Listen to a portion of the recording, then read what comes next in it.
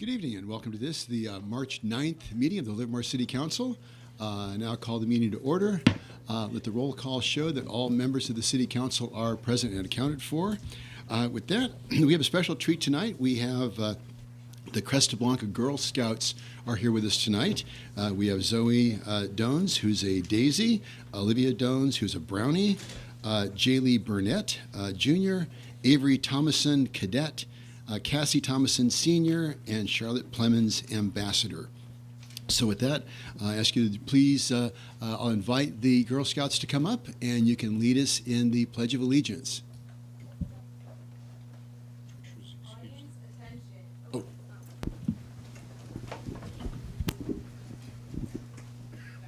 Girl Scout attention. Color Guard advance.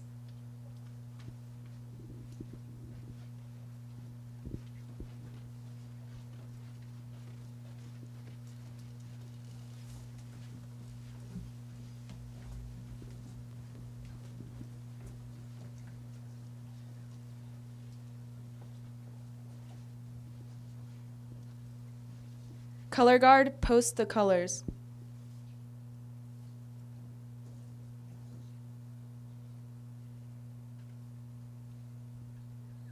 Color Guard, honor your flag. Please join us in the Pledge of Allegiance. I pledge allegiance to the flag of the United States of America and to the republic for which it stands, one nation, under God, indivisible, with liberty and justice for all. We will now say the Girl Scout promise. On my honor, I will try to serve God and my country, to help people at all times, and to live by the Girl Scout law. Color Guard dismissed.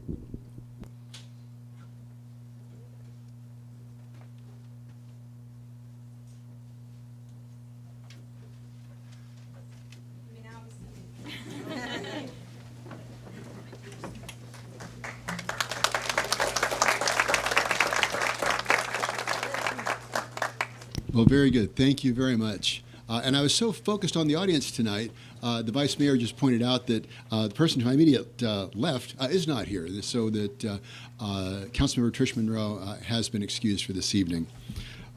So very good. With that, we move on to proclamations. First, the closed session. Was there any reportable action taken in closed session? Mr. Mayor, no, there was not. Okay, very good. Thank you. Proclamations presentations. This is, understand, March 8th through the 14th. 2020 is Girl Scout Week.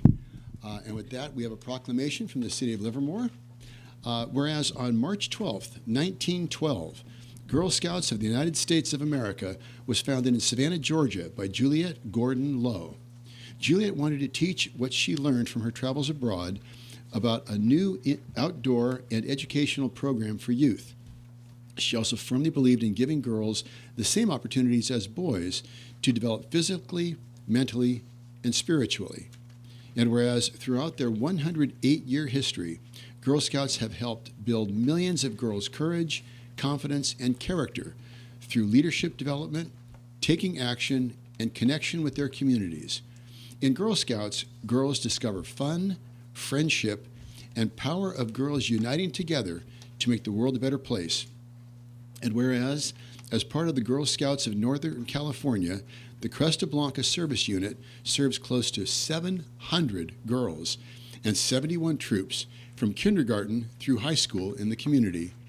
And whereas the success of the Girl Scout organization is due to the hard work, dedication, time, and talent of volunteers of different backgrounds and areas of expertise, now therefore the City Council of the City of Livermore proclaims March 8th through 14th, 2020 as Girl Scout Week and recognizes the contributions of Girl Scouts to the Livermore community. With that, I'd like to present this.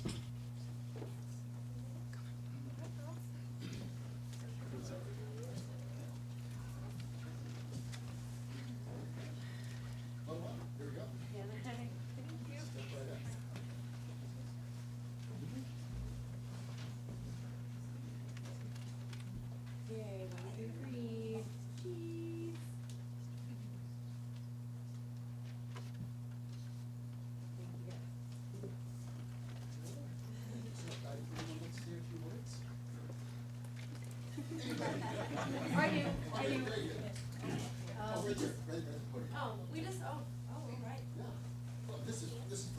Oh, this is fancy. No, we just want to thank you. I love Girl Scouts. My daughter is Jaylee. She's the one in the green vest. And I just want to say I was a Girl Scout too for 9 years. And now I have the pleasure of being her troop leader. Girl Scouts is wonderful for her and all the girls involved. And we just thank you guys for presenting this award. Thank you so much. We appreciate you.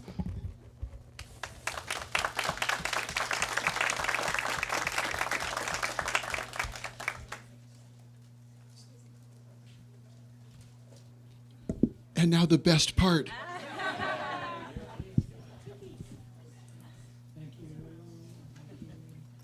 Ooh. Oh, yes. Thank you so much. I got mine. Oh, one for Councilman Monroe. Great. I'll make sure she gets them. Promise. There's witnesses. It's on tape.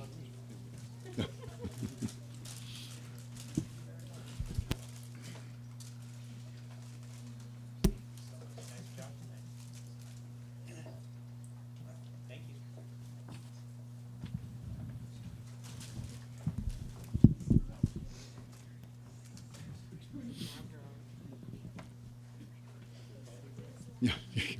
Great. Thank you very much. Thank you so much.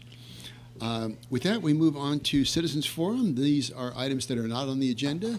The City Council can neither deliberate nor take action. I ask that you keep your comments to 3 minutes or less. Starting off with Greg Scott, Carole Olds, and Rachael Snedeker. Mr. Scott.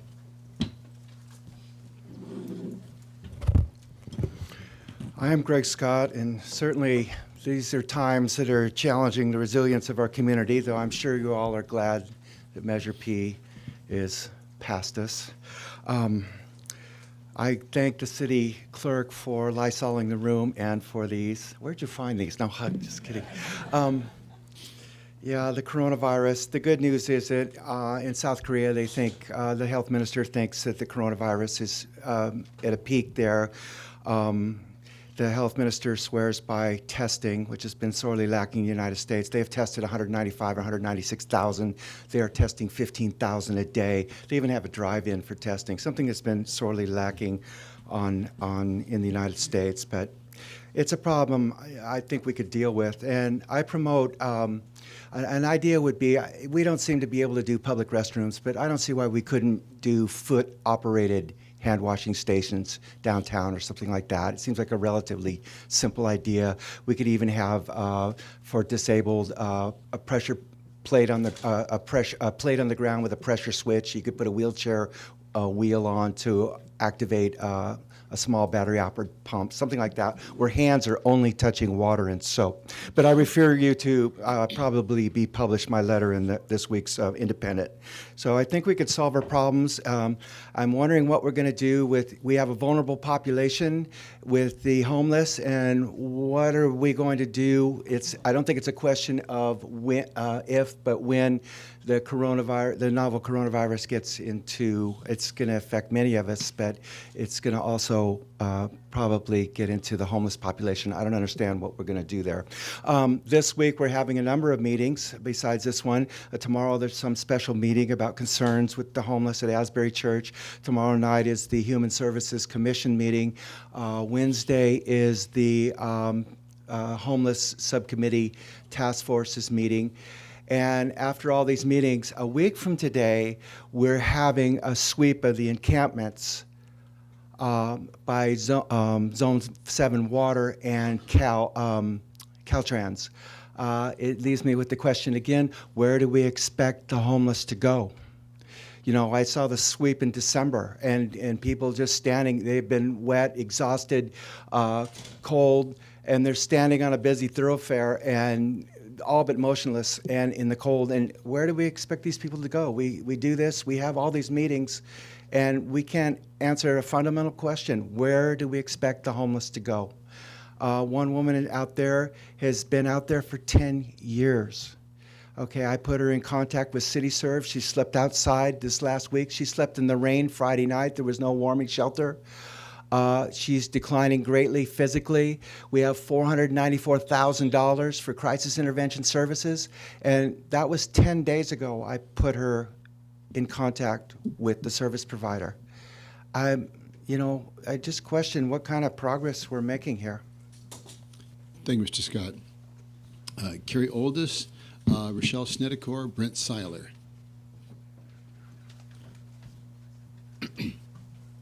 Good evening, I'm Carole Olds. I'm the Tri-Valley Supervisor for the Meals on Wheels program. Today we served about 170 seniors between Livermore, Dublin, and Pleasanton. I'm here today not only to re-mention March for Meals, which unfortunately is kind of taking a back seat at the moment. If you want to come out and take a ride with us, please get a hold of me and I will gladly put you on a schedule to go and help deliver. What I want to talk about tonight is we are serving those seniors that are at home during this crisis. I know it's a little scary, so what we do on an everyday when we're out, hand sanitizer is our friend. However, because hand sanitizer is now unavailable, we are struggling to keep enough in stock for us to be able to go out and hand food to each of these seniors. If anyone in Livermore has some hand sanitizer that they want to bring down to me, I'd gladly take that. We also are utilizing using brown bags. Again, it's not something that we can afford to purchase.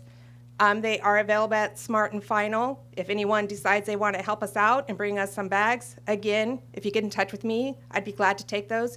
We're trying to eliminate any physical hand-to-hand touch with the seniors that are at home and at most at risk. And so all of these things that you can do to help us would keep us feeding our seniors. Our game plan with Spectrum is all of our other services will cease if we need to continue to serve our seniors at home. I will bring staff in from Hayward if need be, if I cannot keep enough volunteers to serve. If you've thought about serving, please call me, 925-483-1989, or you can reach me via email. My name, COLDES, @spectrumcs.org. We do need help. I've had volunteers already call out because they're sick, which we don't want them to come and serve if they're sick. So I do have open routes, so if you've thought about volunteering, please give me a call, and I'll get you through the training process so that you can help us. Thank you. What was the phone number again? It is 925-483-1989. 1989. Very good. Yes. Thank you so much. Thank you. And thank you for the great service that you provide for the community. Sure. Okay, so Rachael Snedeker, Hi. Brent Seiler, and Rusty Skinner. So hi, I'm here from Livermore downtown, and I just wanted to quickly, what an amazing last year as our community came together with a shared vision of what our downtown planning could and should be. The best part is that as mayor and council, you heard our community, all walks of life, all neighborhoods, all socioeconomic levels, and continued the focus of the city plan as the doable and feasible plan. We've learned divisiveness does not work. Unifying does. It is now the time to continue that commitment of a unified Livermore and to keep the downtown moving forward. All are invited to be a part of that and welcome to join the movement. It's a beautiful neighborhood ahead for us. And so let's put this last few weeks behind us and know that everybody's invited. It's a yes on the next. Brent Seiler, Rusty Skinner, and Neil Herrick. I don't know if people caught it when the cookies come out. I saw Councilman Carlin and Warner, they kind of edged up in their seats a little bit.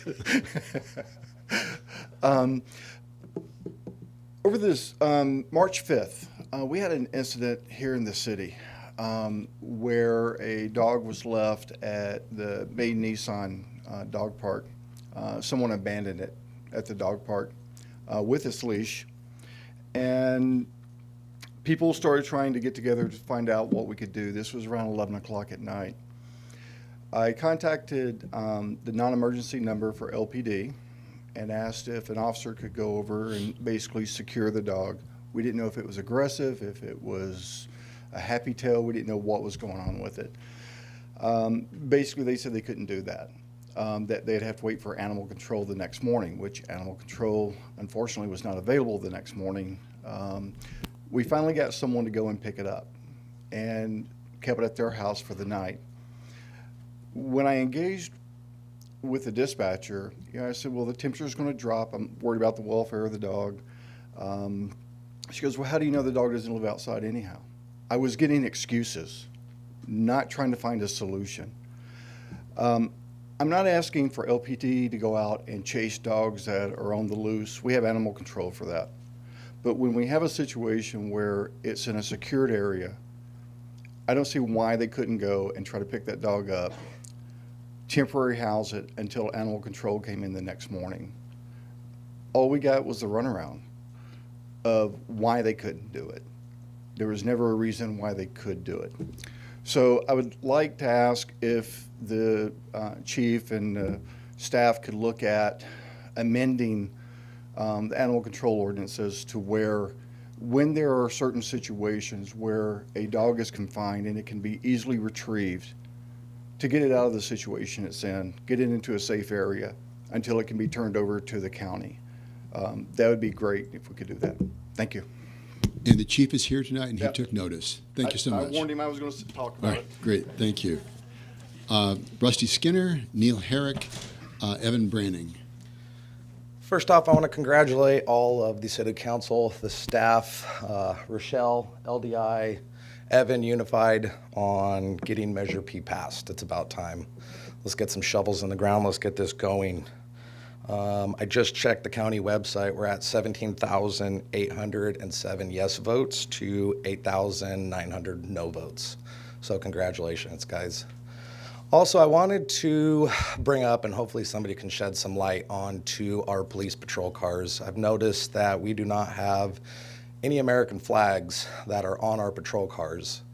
I've also noticed over the last couple years running an LEO-friendly restaurant that most of our officers were wearing a thin blue line flag patch. I've noticed over the last couple months those have all been removed. I'm wondering if somebody could shed some light onto why. Thank you. All right, thank you, Mr. Skinner. Again, the police chief has taken notice. Neil Herrick, Evan Branning, Emily Ramey. Mr. Herrick. Mr. Mayor, council, city staff, it's good to see you all. Two quick things. One, I had to leave last week before Mr. Coomer announced he would be leaving us. So I'm going to take 5 minutes and say, Bob, known you 10, 15 years. Appreciate what you've done. You've done a lot for the city. You've had your heart in the right place, and you've really made an impact, and I just wanted to have that chance to publicly thank you for that. Second, back to the coronavirus and potentially the homeless. I saw that Dublin canceled the St. Patrick's Day Parade today, much as the city canceled their St. Patrick's Day Parade. I think over the next month, we're going to have a very fine line between protecting the public and the public interest and a concern that may be unwarranted. 20 to 30,000 people a year die in the United States from the flu. I have 3 friends in Italy. I don't necessarily understand why we've let the panic go out. We're having runs on toilet tissue and hand sanitizers and masks. I get some of that. But maybe an education of washing your hands. If you don't feel well, stay home. If you really do not feel well, go to the doctor, go to the hospital, approach that. My concern is deeply for the homeless. They're outside. They may or may not be getting the nutritional values they need. They may or may not be getting the rest they need. They're in a communal setting that is ripe for any kind of illness. And I do not want them to be overly exposed. I do not want them to become a source of this or any other illness and then take the brunt from the community because they were a source of a contagious infection. I know the city's doing a great job. You guys really are. You're ahead of the game. I would just like to remind those people at home, don't panic. It's okay. This happens every few years. We'll get through it. If your hand sanitizer's gone, rubbing alcohol works fantastic. I suggest maybe a little lotion along the way. You end up with hands like mine that are a little overly chapped. But I just wanted to thank everybody and also just give us a chance to take 2 minutes and stop, breathe, We're all going to get through this, and hopefully it is just an influenza. If it is, it'll die out in the warmer weather. Thank you all again. Support staff, council, Mr. Mayor, it's always great to see you. Bob, like I said, there's always room in the back. You know that. Come on back and join us back there, okay? Thanks, you guys. Have a great one. Thank you, Mr. Herrick. Evan Branning, Emily Ramey, Don Arguella.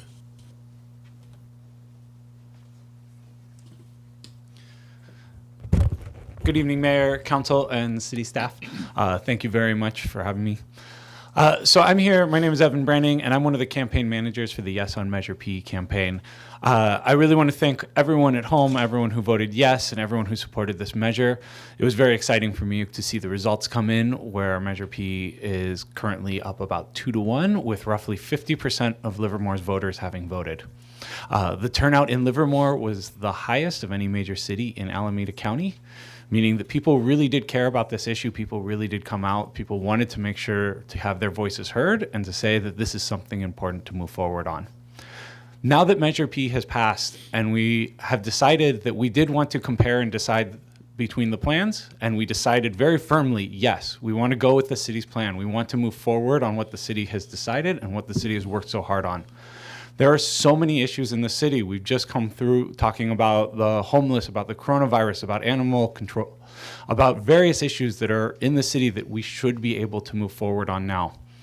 And so what I would like to ask is, we have had 2 votes already on the city plan. The council vote was overwhelmingly in favor of Mayor Marchand, Vice Mayor Warner, and Councilmember Monroe, who are all in favor of the city plan.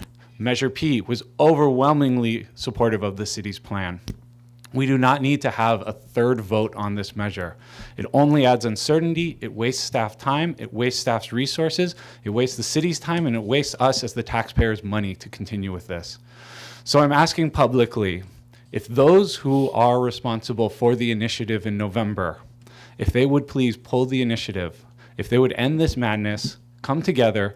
All of us can now come together with a plan that the city has voted on, that we support, to move forward with this plan downtown, to move on to more important topics, to do the things the city needs to do so that all of us, especially the most vulnerable among us, can live a quality life, can have the resources they need to move forward, and be able to enjoy all of the benefits that our town has. So I hope that those listening at home, when they hear me, it is an honest plea. Simply pull the initiative. There's no reason for us to continue this fight. There's no reason for us to continue to argue. We all love our city. We all want it to be the best it can be. The citizens have spoken. Let's move forward. Thank you. Thank you, Mr. Branning. Emily Ramey, Don Arguella, Connie Copps. Thank you. Good evening, members of council, members of the public. My name's Emily Ramey. I work for Y Green Energy Fund. Y Green is the word energy spelled backwards. We are a leading PACE finance company, and we provide financing options for homeowners and commercial property owners throughout the state of California. PACE is specifically used for energy efficiency, water efficiency upgrades, renewable energy, electric vehicle charging, and now most recently seismic retrofitting and fire prevention measures. In addition to fire prevention, this includes PSPS self-reliancy is what we categorize it, in the way of solar and battery storage as well as generators. So PACE is a unique tool to meet essentially unfunded mandates and address environmental and resiliency challenges in communities throughout the state. I am urging the city to consider approving our program. You have one other PACE provider currently operating, 2 in the city. Our program is the largest small and mid-sized commercial PACE program. We do residential as well as commercial, but we specialize in what I like to call Main Street. We keep local downtowns thriving in energy efficiency and water efficiency upgrades, solar, and most particularly, I think, relevant now is, of course, building that immunity to future power safety shutoff events for local downtowns downtown districts. Obviously, the economic impact from those last fall was very, very significant and very negative for local communities throughout the state. And so in advance of that really being sort of the new normal for most of us for a while, we like to promote the fact that PACE can help address that and solve for that issue. I have some brochures here I want to leave with you to remind folks that we are the leading PACE provider in the state. Happy to and eager to serve Livermore. I've sent in letters of support to council previously, and I've been working with your diligent staff thus far in reviewing our program, which is great. I'm very appreciative of their time and their due diligence on our program. And as well, I know that disaster preparedness is a big theme here for the city of Livermore. So again, PACE can be used to address that. I appreciate your time and urge you to read through the materials I left, and I left a copy for the city manager as well. Thank you. Ms. Ramey, thank you very much. Don Arguella, Connie Copps, Carole Wente. Good evening. Dawn Arguella, CEO of the Livermore Valley Chamber of Commerce. And I would just like to echo many of the comments that Evan Branning expressed here earlier. I'm actually here tonight to really celebrate our success on the Yes on P vote. And express my appreciation and gratitude for that. But, be sure that the chamber is watching the city to make sure that now that your attention also goes to many of the other needs and the priorities throughout the community. The downtown has been the attention of all of our focuses for far too long. So it's time to get rolling on that. But I just have some comments here that I'd like to share with you. This is a message that I sent out to our membership and to our email list. But for the record, I'd also like to read this tonight. Yes, we are appreciative and grateful for the successful yes vote on Measure P, and this success is due in great part to the hard work and collective efforts of the leadership of the Livermore Mayor and the City Council, City of Livermore staff, the downtown Livermore businesses, Livermore Valley Wineries, the Livermore Stockmen's Association, and so very many other businesses and organizations, as well as new and longtime residents, all with the best interests of the community and the economic health of Livermore's future at heart. The community has shown that facts matter, planning, public input, due diligence, execution, and results, meeting the expectation for a responsive and a responsible city process. Thank you to all that believed in protecting the planned downtown hotel, and to those of you that willingly opened your minds and your hearts to be educated about the significance of this project. We look forward to continuing to support the community and the city as the results of the amazing downtown plan unfolds in the coming months. Thank you all. Thank you, Ms. Arguella. Connie Copps, Carole Wente.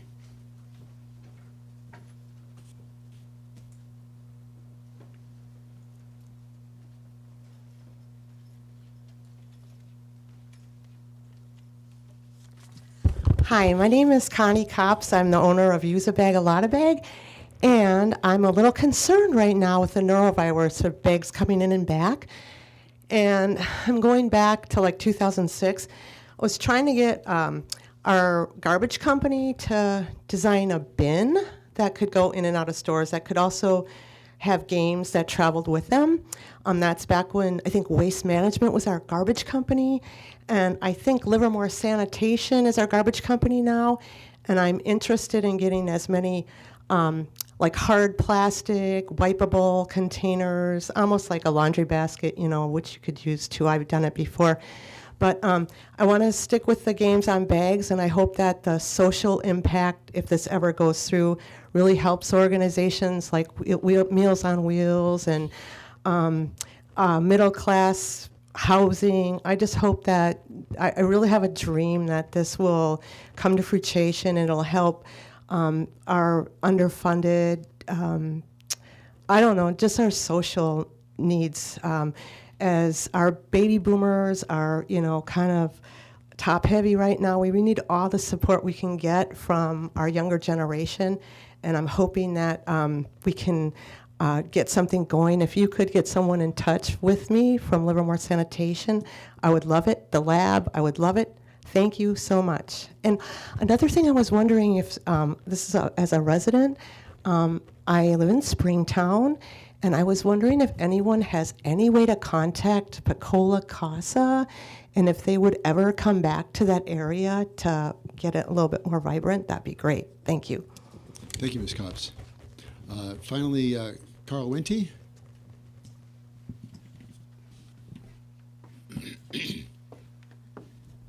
Mr. Mayor, Council, my name is Carole Wente. I live a stone's throw out of town, but care deeply about this place. I want to say thank you all. Again, as always, every time I'm up here, thank you because you are serving and you care and you listen. You really do. Appreciate it. City staff, all y'all, I appreciate it. Appreciate what you do, the listening, the being there of the people, for the people, by the people, for the community. I celebrate that. For those that put on a bulletproof vest to go to work, we salute you. Mr. Chief of Police, thank you for what you do. To the Meals on Wheels and people that serve in that regard, thank you so much for what you do. May we all lean in to help the destitute. Mr. Scott for constantly speaking up on behalf of. Right, I remember up here one year where you all had to make a resolution to take $500,000 from a homeless fund and push it into the next year. I continue to support what Mr. Scott says about putting the money to work for people that are cold and people that are hungry, right? Action, action, action. Don't delay. Mr. Coomer, thank you for serving. Sad to see you go, sir. And then thanks to all that came together. Evan and Dawn, thank you for your words and what you said there of the measure, the yes on Measure P was the yes on move forward, was the yes on don't overspend our generation's money, was the yes on we would rather focus on other things, the needs of the city, the preparedness. We don't want to panic for a coronavirus. We want to be prepared. We want to be disciplined and dogmatic about the unknowns that are coming. But we want to continue to focus on other things. 2-1, that's a pretty good vote. The second one, when you got reelected, right? It's a pretty good vote of you listen, and that's an awesome thing. You're available. It's an awesome thing, and you care. I know that. Very much so. So 2-1 majority, yes on P. That's awesome. So that's about as good of a poll as we can take, only 50%. All y'all voters out there that didn't vote, only 50% of us voted. Where's the other 50%? Step forward. I can't say us in Livermore. I vote outside of the country. Vote, vote, vote, vote. We want. Outside of the county, I said country. Only in this country do I vote. But get out there. So 50, that's a high percentage for the comparison, but let's do better. Let's just continue to get out and vote because what a treasured thing that it is. So we do have a November initiative that's still on there. A judge did say that they're not sure that one passes the muster, but we have to wait until that one goes through. I would encourage some sort of ruling on that because that initiative sets up to change the zoning, right, associated with that parcel right next to the bankhead. And now with that zoning now locked in with the DA, what does this initiative really mean? Because if it can be pulled, all y'all out there that have the opportunity to pull the initiative, please do so because we know it's not going to stand and all it's going to do is divide the community. Let's us unify. So does that initiative have to go through? Do we have to talk about this till November or can we get it off the plate? Next, 0 time. County supervisor election is coming up. May we get after that and lean in and vote to look out for our county supervisor coming in. And then lastly, may we support the Wine Country Inn because that fundamentally backs up and supports the South Valley specific plan, South Valley area plan. Thank y'all for what you do. Thank you, Mr. Wente. Okay, I'm going to close the public comment period. There were concerns about the COVID-19 virus. I know that we update the website. It's updated pretty much daily. And I know that we're coordinating our efforts with LARPD, with the school district, with Alameda County Public Health. We have Mr. Cole, and who's our emergency operations coordinator. Perhaps the city manager could just update us a little bit more on our efforts for preparedness on the COVID virus. So thank you, Honorable Mayor. You touched on a number of the issues. As a city, of course, we are not in charge of health care. Our health care direction comes from the County of Alameda. So that means that we have now met repeatedly during the last week as the situation changes. Today, I implemented a few changes with the staff. The first essentially was a daily situational awareness meeting with our senior staff in there. And that essentially means as changes happen out of the environment, we will be able to react quickly. We've also essentially implemented our Emergency Operations Center procedures for this type of event, which is to monitor the situation. We have had meetings with our major employers, the laboratories, our other governmental entities such as LARPD and the school district, and actually we understand very much that an impact to one of us is going to have an impact across the entire community.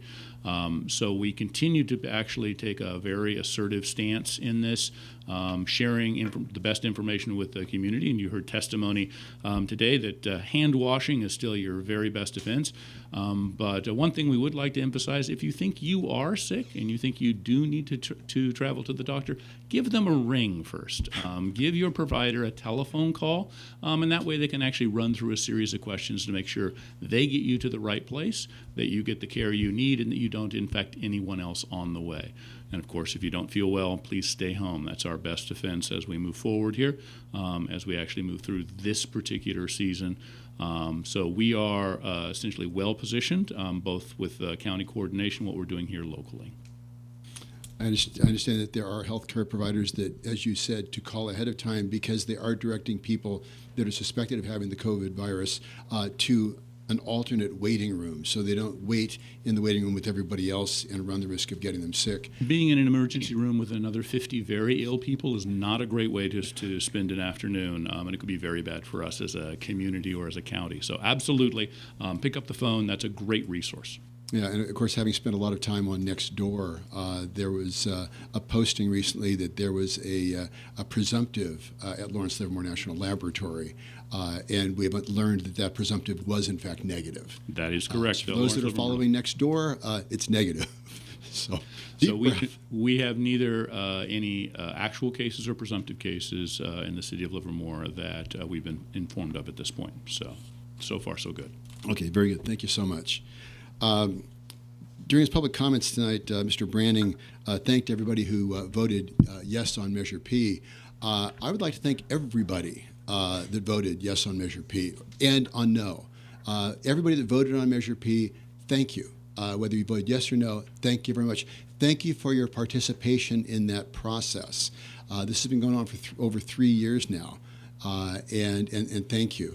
In 2017, the city and the city council undertook an extensive public outreach program on the downtown. It was chaired by Vice Mayor Werner and Councilmember Carling.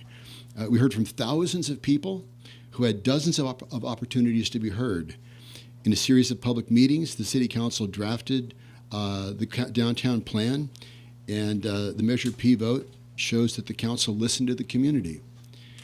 However, for over 3 years, this community has been convulsed in paroxysms of political turmoil, and I have struggled to figure out why.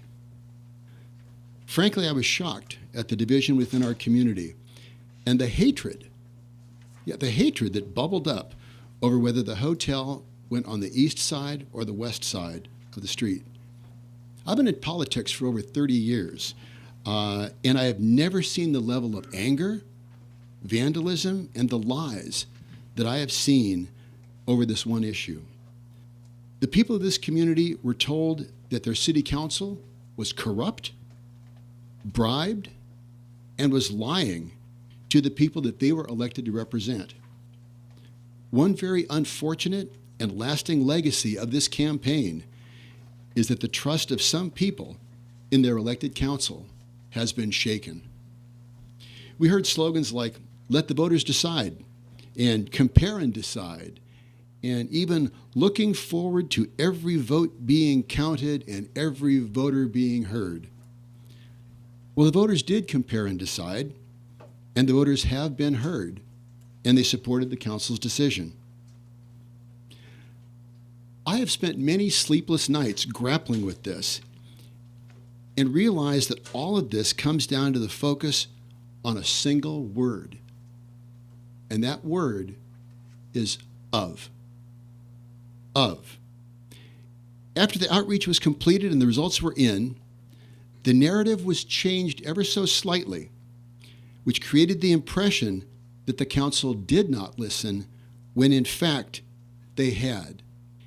Voters reacted angrily that they had not been heard when in fact they had.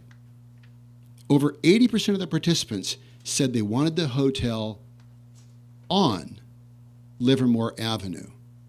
On Livermore Avenue. Where the divisiveness came from was whether the hotel on Livermore Avenue was on the east side or the west side. Believing that the council had not listened, so the narrative was changed so that instead of west on South Livermore Avenue, it was changed to west of South Livermore. So instead of west on, it was west of. And because it was suddenly the voters were confronted with a hotel on Railroad Avenue, believing that the council had not listened to the voters, that spurred the anger in the voters. The truth was the council had listened. West, east, east on South Livermore Avenue. It was the narrative that had been changed. West of instead of west on. Livermore is better than fighting over a single word. The voters have compared and decided. The voters have been heard. It is now time for the community to set aside the conflict, to come together, and to work together. Now, I'd like to read a letter that I got from a constituent. You even have a fanfare. Dear Mary Marchand, thank you for your service to the City of Livermore over the last decade or so. As the difficult challenges of getting the downtown development planned and underway reach the end game, I'm thinking about how to bring the community together going forward. Maybe a Livermore Together campaign around a beautification and trees would be a way. Planting trees and landscaping with support from local businesses and efforts to clean up entries to the city and the arroyos and other areas may help bring city pride out instead of divisive, selfish interests. It's signed Peace and then our Jerry McNeish. Well, it just so happens that we have a community service day coming up on May 2nd, right after the weekend of Earth Day. And so this is an opportunity to bring this community together, to set aside the last few years of divisiveness. Last year we had 1,000 people serving this community, coming together. And I'd like to make that even bigger this year. We've got more projects. So for everybody listening tonight, this is an opportunity to bring this community together to serve this community together, provide your input together, to talk together, listen together, and let's move together to make Livermore, to continue to make Livermore the remarkable community that it is. So thank you very much. I look forward to seeing all of you out there on May 2nd as we serve this community and keep it a great place to live and raise a family. So thank you very much. With that, no, we can't do that. Thank you very much. I got to be consistent if nothing else, okay? And if I don't allow it for anybody else, I'm not going to allow it for me. So with that, moving on to the consent calendar. The consent calendar, these are items that are typically of a routine nature. They are usually passed in a single vote. We do have a few comments tonight. Permanent location. I already closed the public hearing, the citizens forum. So close that. But they can certainly come back or write a letter to that effect. All right. But the citizens forum is closed. Moving on to consent calendar 4.01, we have a comment of the, this is 4.01, is the approval of the draft minutes. Mr. Wente wishes to speak on the minutes.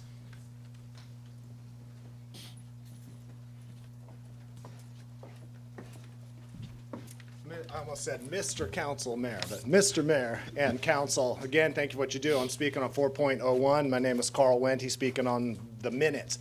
The minutes are an indication of and a documentation and memorializing of the openness and good government that we have. And so with that openness and good government, I, again, applaud your sort of campaign of truth and how much you all get out there and interact with the community to speak the truth about what's going on. Also, the public outreach. We bore witness to this, and the public outreach, that the minutes are part of that endeavor to make this an open process as it goes through. And Livermore Together, what you just spoke about, how can we continue to unify so we don't have to go forward and continue to divide? First Amendment, speech, peaceable assembly, religion, press, and the ability to petition the government for redress of grievances. So grievances sort of has a negative connotation, but just a cause for complaint. My complaint is I don't understand how this will move forward from the law standpoint, that we have a development agreement in place and that we have an initiative that probably won't pass muster going forward. How do we get this out of it? Because this is how open and good government works, coming back to the minutes to say the minutes are the process of good government. I thank y'all. Thank you, Mr. Wente. Okay, so that was comment. Does anybody wish to pull or discuss any of the items on the consent calendar? Okay, do we have a motion? Moved by Vice Mayor Warner. Second. I heard second from Councilmember Coomber. Any discussion on the motion? All in favor? Aye. Any opposed? Passed unanimously. Public hearings 5.01. It's a hearing to consider amending the sign section of the Plan Development Commercial PDC 3008 to allow approximately 5-foot tall monument signs along First Street. So we have Ashley Vera is presenting the staff report tonight.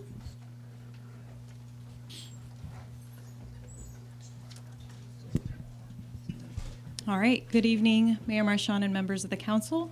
Tonight I will be presenting the plan development amendment for the Plaza 580 Commercial Center. Plaza 580 is an approximately 33-acre commercial complex located on the northwest corner of Las Positas Road and First Street, located immediately adjacent, south of I-580. The plaza has approximately 30 tenants, including Target, Petco, TJ Maxx, Shell gas station, and McDonald's. And the plaza is zoned as a planned development commercial zoning district. There are 2 existing monument signs located in the plaza, shown in green here. These are specifically designated for the McDonald's and Shell gas station. In addition, there is a freeway freestanding sign located here. The applicant proposes to add 2 new monument signs shown in the blue circles to the plaza. One sign would be located on Las Positas Road, and the other sign would be located on First Street. The sign regulations for the plaza are included in the zoning district. Therefore, a plan development amendment is required for any changes that are made to the sign regulations. Staff reviewed sign regulations for various commercial centers throughout the city to compare the size of the commercial center and the number of allowable monument signs that are permitted, to compare this to Plaza 580. Staff focused on 5 commercial centers in the city, including Vasco Crossing, Portola Village, Vintner Square, Lowe's Shopping Center, and Arroyo Plaza, due to their comparable size and/or location. As shown in this table, Plaza 580 is the largest commercial center of those analyzed and is currently permitted the least amount of freestanding monument signs. In addition, the 2 monument signs that are permitted in the zoning district are specifically designated for McDonald's and Shell gas station. Permitting 2 additional monument signs for the plaza to advertise additional tenants will increase the public's awareness of the existing tenants within the commercial center from these 2 major roadways, and ultimately further support the commercial center success. The preliminary sign plans are shown here. Each sign would be approximately 5 feet tall and 32 square feet. In addition, the signs would be constructed of high-quality materials consistent with the plaza building and sign design. If the plan development amendment is approved by City Council, then the new signs will be subject to an administrative design review process by the Community Development Department. Therefore, Planning Commission and staff recommend that the City Council adopt a resolution and introduce an ordinance finding that the project is categorically exempt from the provisions of CEQA and adopting Plan Development 18-010, which amends the sign standards for the Plan Development Commercial 03-008 zoning district. And with that, that concludes staff's presentation, and I'm available for questions. Thank you very much. Questions for staff at this point? Okay, with that, I'm going to open the public hearing. I have one card, Connie Copps. Comments on the PDA sign ordinance?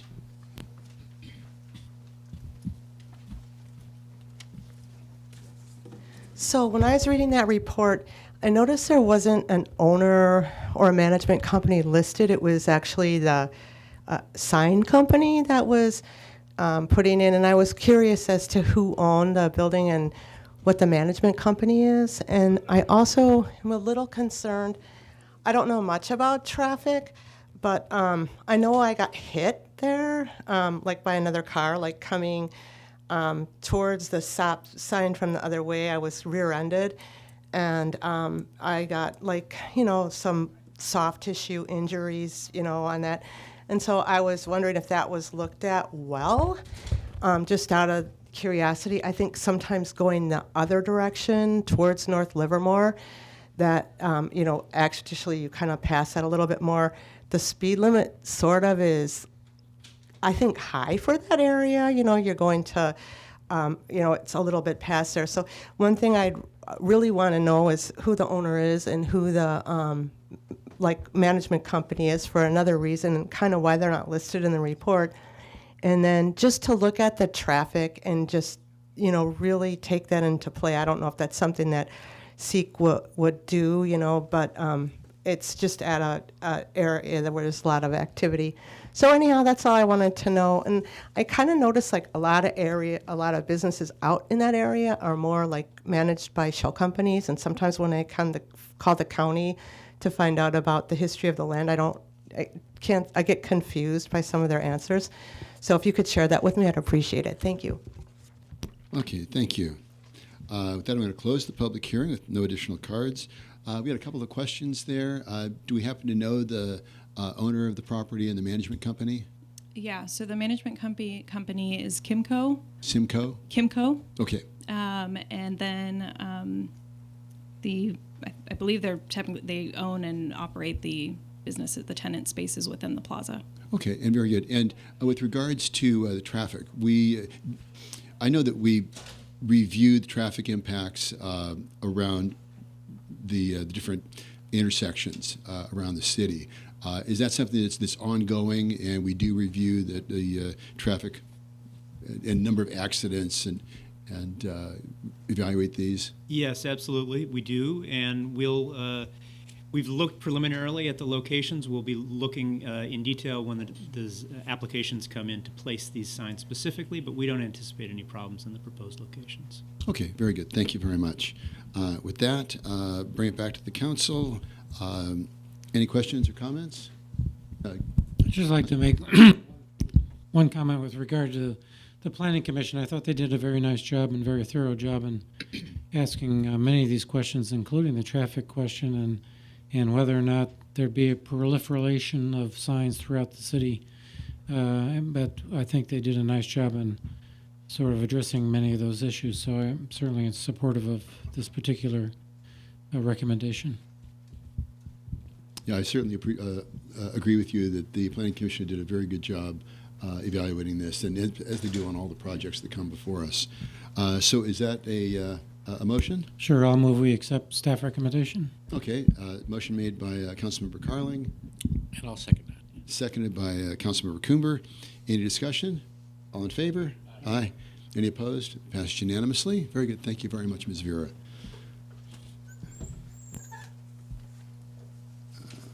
Okay, a second here.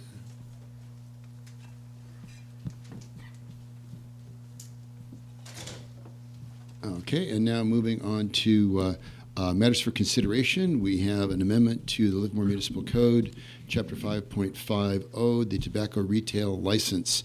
This would be to exempt premium tobacco products from the ban prohibiting the sale of flavored tobacco products. Very good. City Thank you. Attorney. Thank you, Your Honor. Jason Alcala, your city attorney. I'll be making the staff's presentation this evening for this particular item.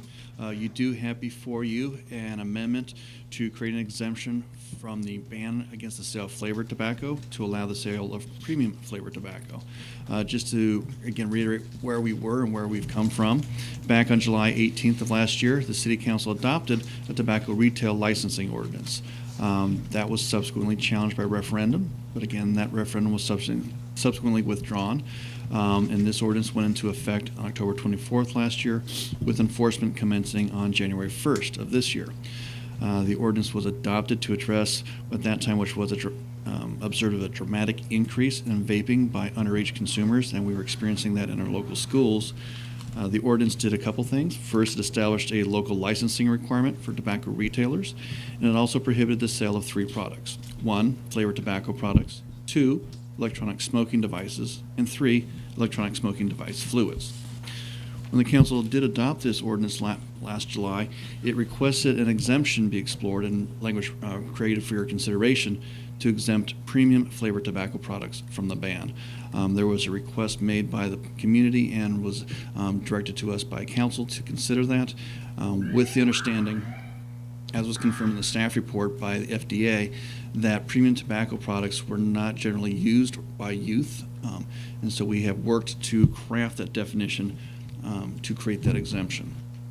What you have before you are definitions that are created based upon our communications both with the anti-smoking advocates as well as the industry, the tobacco industry, and our research of FDA and other resources to craft definitions to define what are cigars and what are premium cigars and what are premium aromatic pipe tobaccos. The desire being to create an exemption that is narrow and will not be used to include more products than were desired by the City Council. And that ordinance is that is the definition we arrived at, focusing on how they are manufactured and what they consist of. For cigars, it consists of whole leaf tobacco, handmade processing. It has flavor added through a natural, non-chemical flavoring process.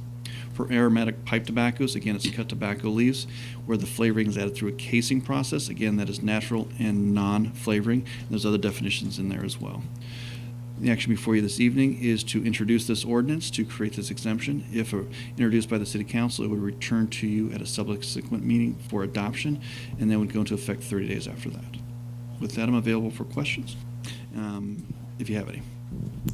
All right, questions for the City Attorney? Okay. I just wanted to make sure that we're not going to create any loopholes in there. And I didn't see any in particular, but we've been made aware that there may be some unintended consequences if we pass something as it is. I don't know if you're familiar with the potential for that or not, and if you are, could you speak to it?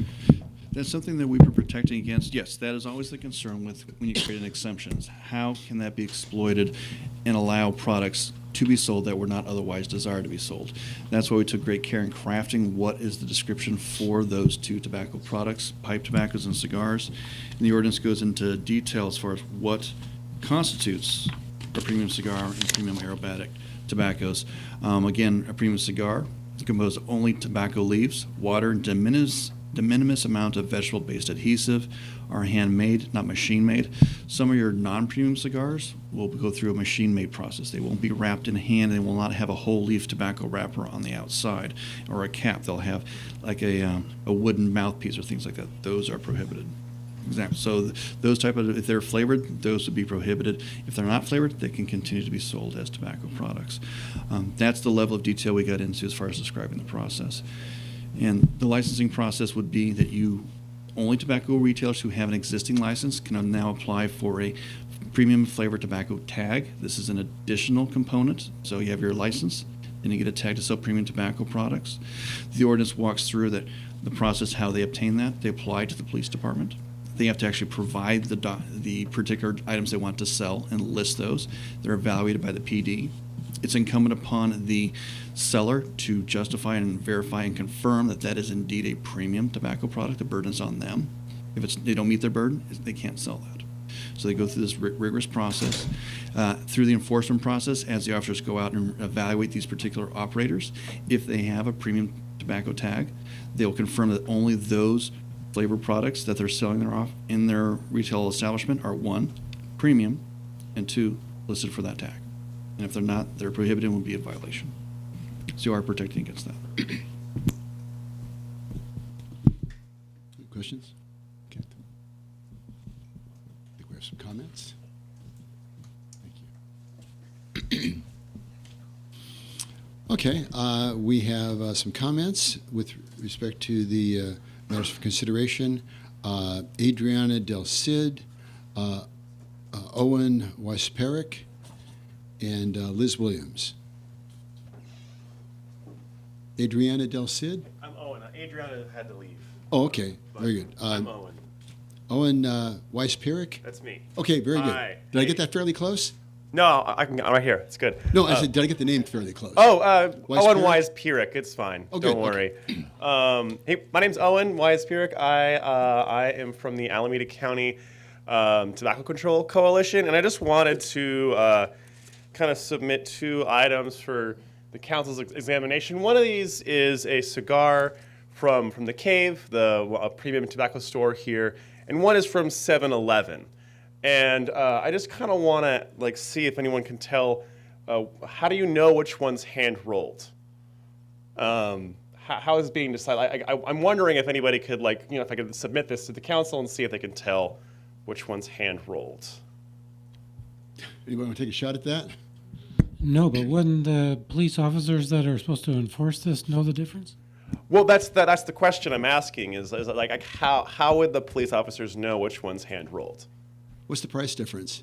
I mean, quite a bit. I mean, one's $1, one's $6. But I guess the reason I'm asking is because if we're adding in language into the city code about hand-rolled cigars, it sort of creates this precedence for not only for stores here in Livermore, but also for stores across the Tri-Valley. Cities all across the Tri-Valley are looking to you. Pleasanton was looking to you. When they passed their own TRL license. And so I'm posing the question, are we creating a precedence that could be kind of confusing about what's a hand-rolled cigar?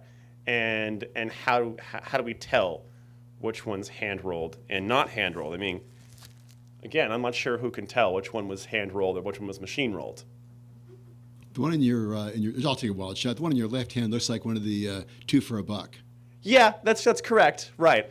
But how do you know it wasn't hand rolled? Well, the 2 for $1 isn't. I mean, it could be. This is I guess the question I'm asking is it poses a lot of ambiguity, and I'm wondering if that ambiguity is going to be reflected in the city code and how. I think we can kind of stipulate that maybe this is obvious. One looks a little fancier and the other one looks a little more expensive. But is that going to be reflected in the city code? Years down the line, is it going to create precedence that's enforceable? Are we going to be? Is this, as we were just talking about, going to create a loophole? How do we close the loop and decide which one is and is not hand rolled? I can leave these here with you if you like. That's okay. Okay. Anyway, Smoke if you got them. That's it. Thank you. All right. Thank you. Liz Williams, Christy Wong, and Austin Wingate. Great. Good evening, Mayor Marchand and City Council members. I'm Liz Williams with Americans for Non-Smokers' Rights, and I'm here to encourage you not to exempt the premium tobacco products from the flavored tobacco law. The intent of the law is to protect everyone's health, to create that healthier environment for all members of the community in response, as you heard, to the tobacco industry's predatory marketing of these various products.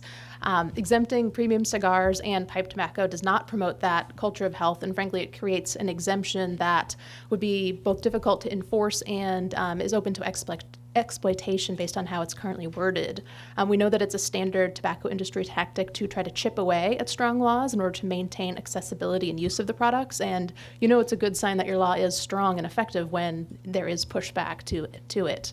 Instead, we encourage you to continue having the law apply equally to all products at all retailers. Taking a look at the work I've done around the state, this proposed exemption reminds me of some communities that adopted smoke-free parks laws, but decided to include an exemption that would allow cigar smoking at golf courses. And the message that both types of exemptions send to me is that premium tobacco is kind of an elite class of tobacco products, like a status symbol, and even that maybe cigar smokers don't have to live by the exact same rules that the rest of us do. And I don't think that's the message we're trying to send as a community, but I think it's something that's worth thinking through. I encourage you to keep the law as it is in place, but if you are committed to exempting these products, I think that the language needs to be revisited and make sure it's airtight to be more restrictive so that there isn't that unintended consequence of allowing more flavored product sales at more retailers and basically reintroducing the flavored products back into the community that you've so strongly regulated within the last year or so. Thank you. Thank you, Ms. Williams. Christy Wong, Austin Wingate, and Jen Grand-Lejano.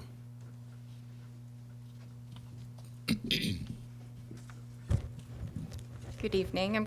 We're Christy Wong, Janelle Gladen, Paula Campbell from Flavors of Dead Kids Livermore. We're here tonight to thank Council for passing the strong tobacco retail ordinance that began enforcement this year. A recent Mercury News article described the Tri-Valley as the only region in Alameda County or in the East Bay where flavored tobacco products and electronic smoking devices will not be sold. Your strong action has inspired much needed protections for our kids, not just in the Tri-Valley, but throughout the county and beyond, where Livermore's ordinance has been invoked in many city council and county supervisor meetings considering similar restrictions. We know you're of the same mind as we are in wanting to ensure we maintain the strength of our ordinance to keep these products away from our kids. As you know, the most effective policies are those with no exemptions for creative retailers to exploit as loopholes. In reviewing the proposed exemption before you tonight for premium tobacco, we want to thank our city attorney for carefully crafting the language on the exempted products and the burden being placed on retailers to demonstrate their eligibility. However, we like to see limits placed on minimum pricing, as well as the type and number of retailers that can sell these products. Our goal is to have no increase from what currently exists. We sent you a letter last week that details the specific safeguards we'd like to see added in. Other jurisdictions have been following Livermore's lead in enacting strong policies to combat youth vaping. In particular, Pleasanton is considering this particular exemption for for premium tobacco. So what we do here continues to have implications for nearby cities. We thank you for your leadership and look forward to working with you to move this forward. Thank you so much. Thank you. Thank you, Ms. Wong, Gladen, and Campbell. Austin Wingate, Jen Grand-Lejano. Good evening, Mayor, Vice Mayor, City Council members. My name is Austin Wingate, and I'm speaking on behalf of the Alameda County Tobacco Control Coalition. I wanted to thank you for your efforts to keep youth safe from the tobacco industry and their products. I also wanted to provide some education and best practices. Research shows that the most effective tobacco control ordinances are the ones without exemptions. This is the reason why other local jurisdictions in and outside of the Tri-Valley decided not to include exemptions in their ordinances. They also wanted to be consistent with other jurisdictions in Alameda County. Including exemptions can create significant policy loopholes, enforcement challenges, and health equity issues like we've seen in other cities in Alameda County.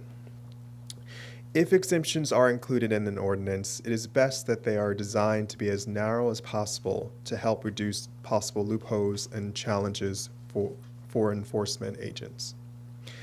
After reviewing your ordinance, after reviewing the proposed exemptions in the ordinance for premium cigar products, we wanted to note that a strong Our stronger ordinance would include a minimum price for premium cigars and other tobacco products, having clear guidelines for who can qualify to be a premium cigar retailer, having a cap on the number of retailers who can sell premium cigars, ensuring that this exemption only applies to premium cigar stores and not all stores, and prohibiting the sale of premium tobacco at new retailers who may want to open in the future. These updates would help create a narrow exemption that leaves less room for loopholes and helps protect your goal of keeping these flavored tobacco products out of the hands of youth. We understand your desire to support the CAVE. However, please note that an effective tobacco control ordinance doesn't include exemptions. Thank you.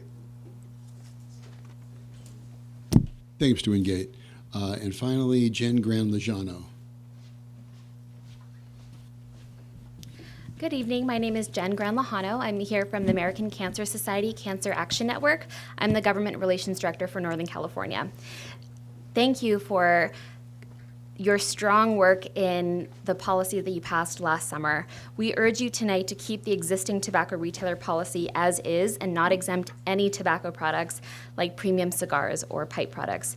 We engaged in the long and contentious policy process over the summer in the fight to keep Juul and Big Tobacco out of our kids' lives here in Livermore.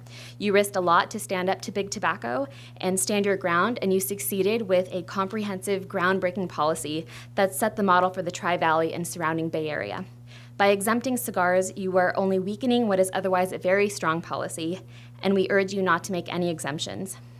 While you have good intent to protect one particular retailer, we know through best practices and policies like this across the country, the tobacco industry always finds a way to take advantage of these loopholes.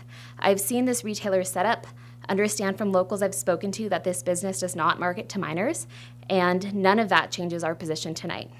As a national organization working at the local level, we've seen exemptions like this go sideways time and time again, despite the best intentions of thoughtful policymakers like yourselves. And we'd hate to see this happen in Livermore after the extraordinary effort that went into last summer's policy. Making exemptions for some tobacco products only creates confusion and inconsistency in enforcement, sets a bad precedent for other jurisdictions looking at similar policies, and leaves a way for Big Tobacco to continue to outsmart public health policy and get around the definitions we may believe to be airtight. Please don't unravel the hard work we all put in last summer and keep your strong policy as is without any exemptions. Thank you. Thank you. We have one more under the wire here. Okay, and Mark Gordon.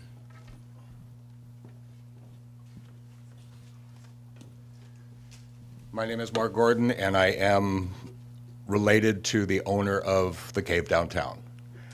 The fact that the Cave had been brought up specifically, I know factually that there are a dozen premium cigar sellers within the city of Livermore. In my previous job, working for a distributor, I serviced all of them. The exemption was crafted without any loopholes. I worked with the city attorney in order to make it airtight so that there would not be any wiggle room for anyone trying to exploit the exemption. The product that we requested the exemption for is not used by youth. Youth are not looking for $15 premium flavored cigars. Thank you, Mr. Gordon. Okay, with that, that's the last card that I have, so we'll bring it back to the council. A second here. I'll get back. Okay, comments for the council. Councilmember Carling. So thanks for all the people that spoke tonight. Obviously something that's of concern to many people. So getting back to Mr. Weiss-Perrick's, I mean, the tags that we're talking about expecting retail, that goes along with the retail license, they have to describe what they're going to sell. Is that right? That is correct. They'd have to describe it by product name, or if it was unknown to the police department, they'd have to produce an exemplar, so it could be researched by the police department, and they have to provide evidence showing that it does meet the definition of a premium cigar. and then they have to be confirmed by the police department. So that would be the anticipated process. So to Mr. Gordon's point, we have more than one retailer now selling premium cigars? I know of 3. I'm not sure of 20. I know We said 12, I think. 12. The 3 I'm aware of, we have the Cave. You can buy premium cigars at Bevmo, and I believe the Discount Cigarettes on 4th has a premium tobacco section as well. So one difference between the Cave and the other 2 is you have to be 21 to go into the Cave. Is that true? That is correct. But Bevmo and the other place, there's no age? You cannot, Minimum my age? understanding is you cannot go into Bevmo. An unaccompanied minor cannot go into Bevmo if they're under 21. Oh, And you can't walk into a cigarette store if you're under 21. so either one. So one of the... Do that. Yeah, you see, right. So, I mean, some people have talked about a minimum price. Is that, I'm not sure I understand the point in that. I do. I mean, you could set the minimum price to what it is now, right? They want a minimum price to eliminate the 2 for $1, or 5 for $1. Sure. Or 5 for $3. Sure, but the premium, No, just you could continue to address the staff. Oh. We don't want to get a. So, yeah, going sorry. to the public. Okay, go ahead. So we have not pursued this issue of minimum price per unit. Came up when we adopted the ordinance last July. We declined to go down that path for our prohibition to use as one of our standards. It is possible to do that. It does present additional enforcement challenges for the police department.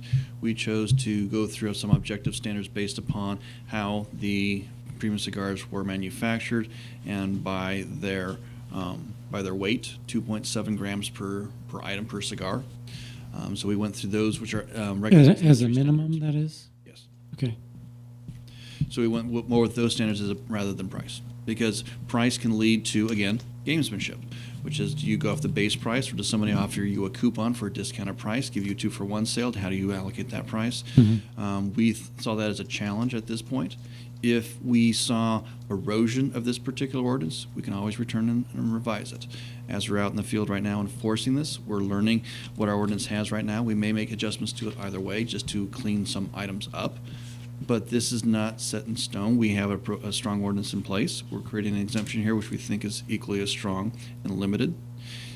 If things evolve and change from this point forward, we will address those and we'll return to you for further guidance and request for enforcement direction to increase our ordinance, the strength of our ordinance.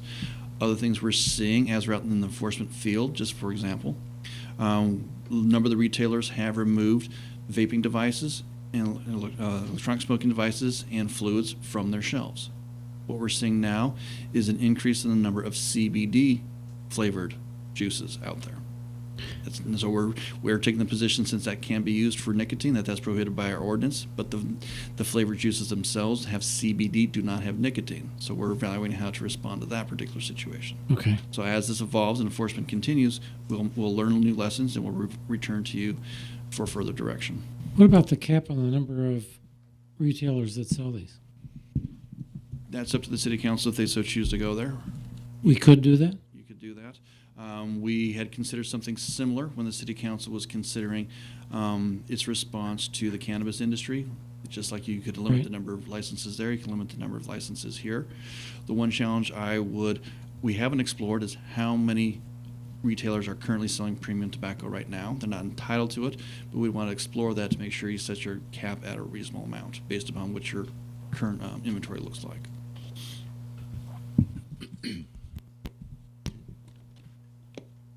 Councilor Coomber? I kind of would support a cap on the retailers too. As a matter of fact, that was number 1 on my list right there. I think that's real important. As a lifelong non-smoker, it's very easy for me to decide to do anything that would curb it. But as also one who also supports a downtown business that is taking it gone over the top and trying to create an atmosphere that is unobtrusive to the rest of the public, I support them completely as well.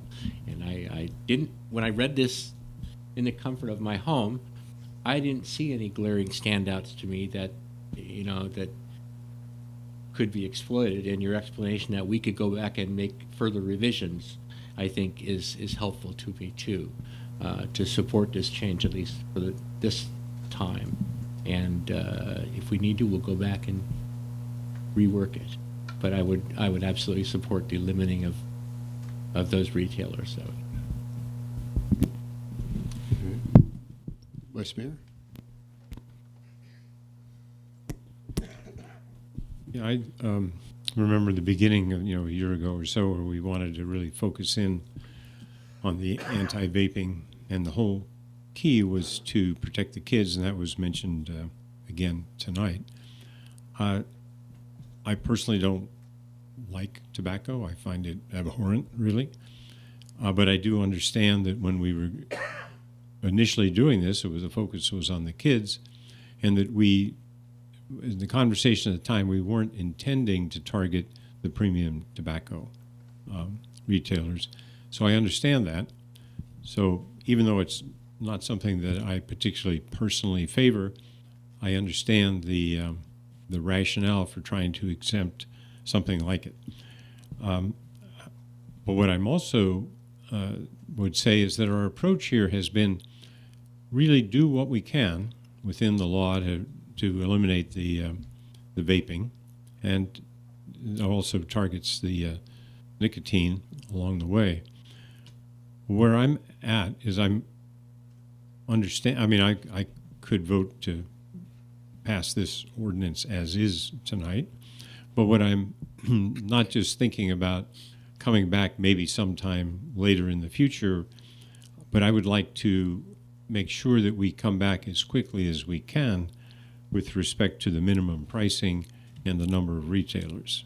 I've heard those two things mentioned multiple times. When I read the list of best practices, those were the two that I highlighted as I think we ought to pursue now. I don't know that we have to pursue it tonight, but my question is, how soon could you come back with proposals with respect to those two additions? We would need to coordinate our office with the police department and figure out what their resources look like, whether they have any information for recommendations on minimum pricing and retailers. We would have to conduct research and then craft the language. I think the most challenging part of the crafting is setting what is that minimum price and justifying that, and what is the appropriate number of retailers. So what I would like to do, and I've seen it in the state legislation, there's always a time frame in which something is effective. So is it possible for us to signal tonight that whatever the number of retailers are tonight, it can't be more than that? I mean, can we can we put the effective date as of today on the number of retailers on any future ordinance? If we were to, so I'm going to take a step back and try not to be as candid as I'd like to be here about what the state does. They don't necessarily follow the rules on how they draft their legislation. There's been times that they draft a bill that has nothing on there, much like Don King's contracts for boxers like George Foreman said, don't worry about that, we'll write that in later. I wouldn't follow their model. If we have language today we'd like to pursue, I think we can try and craft that here. I wouldn't necessarily recommend that. We have the opportunity to bring back some suggestions for you at the second reading. So we'll be back in 2 weeks. I'm not sure if we can get a staff report to you in the agenda packet, but at least I can make an oral report back to you on some suggestions on how we can proceed. Well, I think I got what you said, but I'm not talking about crafting a lot of complicated language, but one kind of addition could we do very simply that say whatever the number is tonight, it can't be more than that. What I'm suggesting is you can do that, and we can take that direction back. What we would do is we would incorporate that direction into the introduced ordinance before you. And when that returns to you, rather than being for a second reading for adoption, you would have instead a new ordinance for introduction. Okay. So that just prolongs the implementation of the ordinance? Yes, that would delay the implementation of the exemption, yes.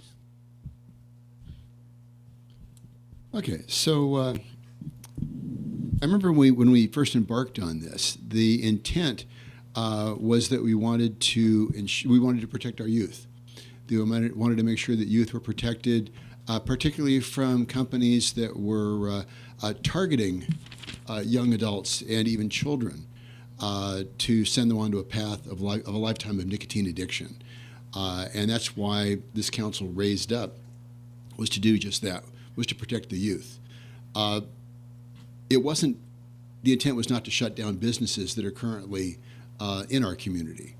And I think I heard the city attorney say, because one of the speakers talked about how do you tell the difference. Well, I believe the city attorney mentioned that it was up to the retailers to provide the proof for that. So it's not even on us, it's on the retailers. And I'm certainly not an expert on cigars, but the proof is on them. So I think that we've accomplished what we intended to do to protect the youth, because we had a lot of people come in here and say that, it's funny, they were almost bragging about, I started smoking when I was 16. I was 14. Well, I was 12. And it's almost like a competition. But nobody got hooked smoking Borgum Reef, and nobody got it's a high-end pipe tobacco. You got that, and nobody was got hooked on smoking the big Coronas. So I think that we can straddle this. We're not making it easy. This is not about a loophole that's going to get kids into smoking. So I think that we can protect our local businesses that have been good players. I mean, they do not allow underage kids into their establishment. So I think that we really can do both. As far as the CBD, I'd like to have something come back. This is something that we're going to continue to work on. That we can continue to refine this, but I would be willing to support this tonight. But if there was a wish to come back and continue to craft this later, with respect to the minimum number of retail or maximum number of retailers, minimum price, we could do that. But we're going to continue to work on this. Our main goal was to protect young people. And we have done that. We've accomplished that. There are a few refinements here. We need to go after the CBD, but I think that we can accomplish everything here with this.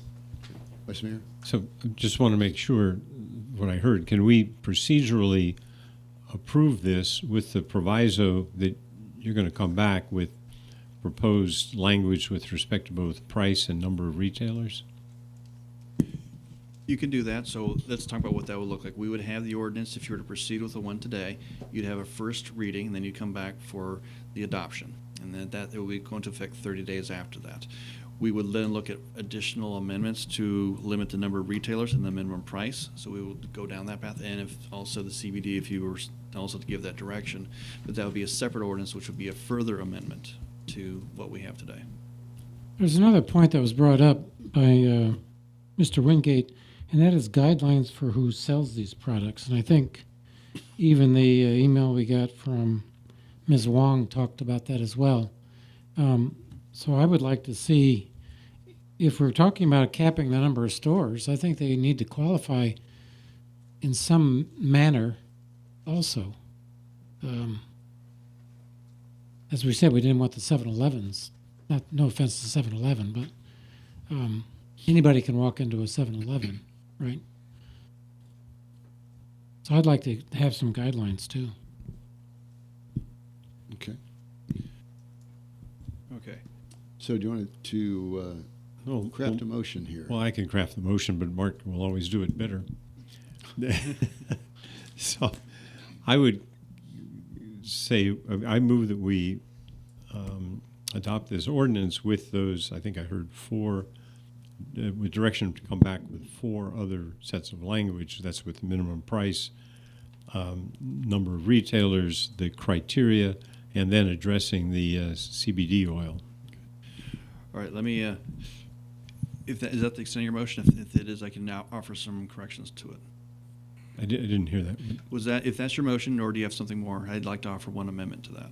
You would like to? Yes, because Oh, go ahead. you've asked for the adoption, and today's not the adoption, today's the introduction. So you're basically doing two, where you're going, you'd have two things you're trying to accomplish. One, introduce the ordinance that's before you today. So that's the first action.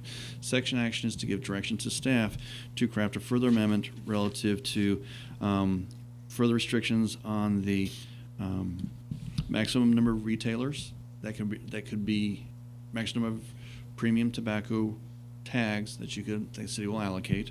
2, draft guidelines to help staff define who would be eligible to obtain that premium tag. 3, establish a minimum price for premium flavored tobacco products. And then the last one would be to address the issue of CBD, to clarify the ordinance that electronic smoking devices and fluids not only applies to the nicotine products but also to CBD products. Yeah, exactly. And you did a Mark's job just as well. There we go.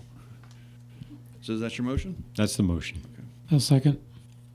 Well, that was easy. You got the easier part. Yeah. Okay, again, let me just reiterate that we are still committed to protecting the youth in our community. That is, that's not up for any discussion. Again, we're also trying to support some of the businesses in our community that have proven themselves to be great community partners, and they're also committed to protecting the youth. We started down this path with the idea that we were very concerned about youth vaping, and we've accomplished protecting the young people. So we can still be looked upon as a model for the region. And I appreciate the great work that staff has done and the deliberation of the council. I say one other thing is along those lines is the commitment here is to make sure we do everything we can to control these substances and the access to the youth, and that we'll continue to revise these things as we need to. And so I very much appreciate all of the people that have come and spoken about this. And if you see issues that we need to address, let us know and we'll go after it. Okay, we have a motion and a second. Any discussion on the motion? All in favor? Aye. Aye. Any opposed? That passed unanimously. Thank you very much. Thank you for your comments. We're all here for the same reason. We all care about the young people. We care about the kids. So thank you so much. We're going to continue to tinker with this, and this way we can all continue to work together. That's sort of our theme for tonight. Thank you, Mr. Gordon, for your comments. And everybody else. Okay, moving on to 6.02. This is adopting a resolution authorizing the city to become an additional member of the California Community Housing Agency, CalCHA.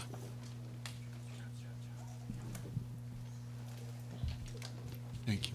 See you in the neighborhood.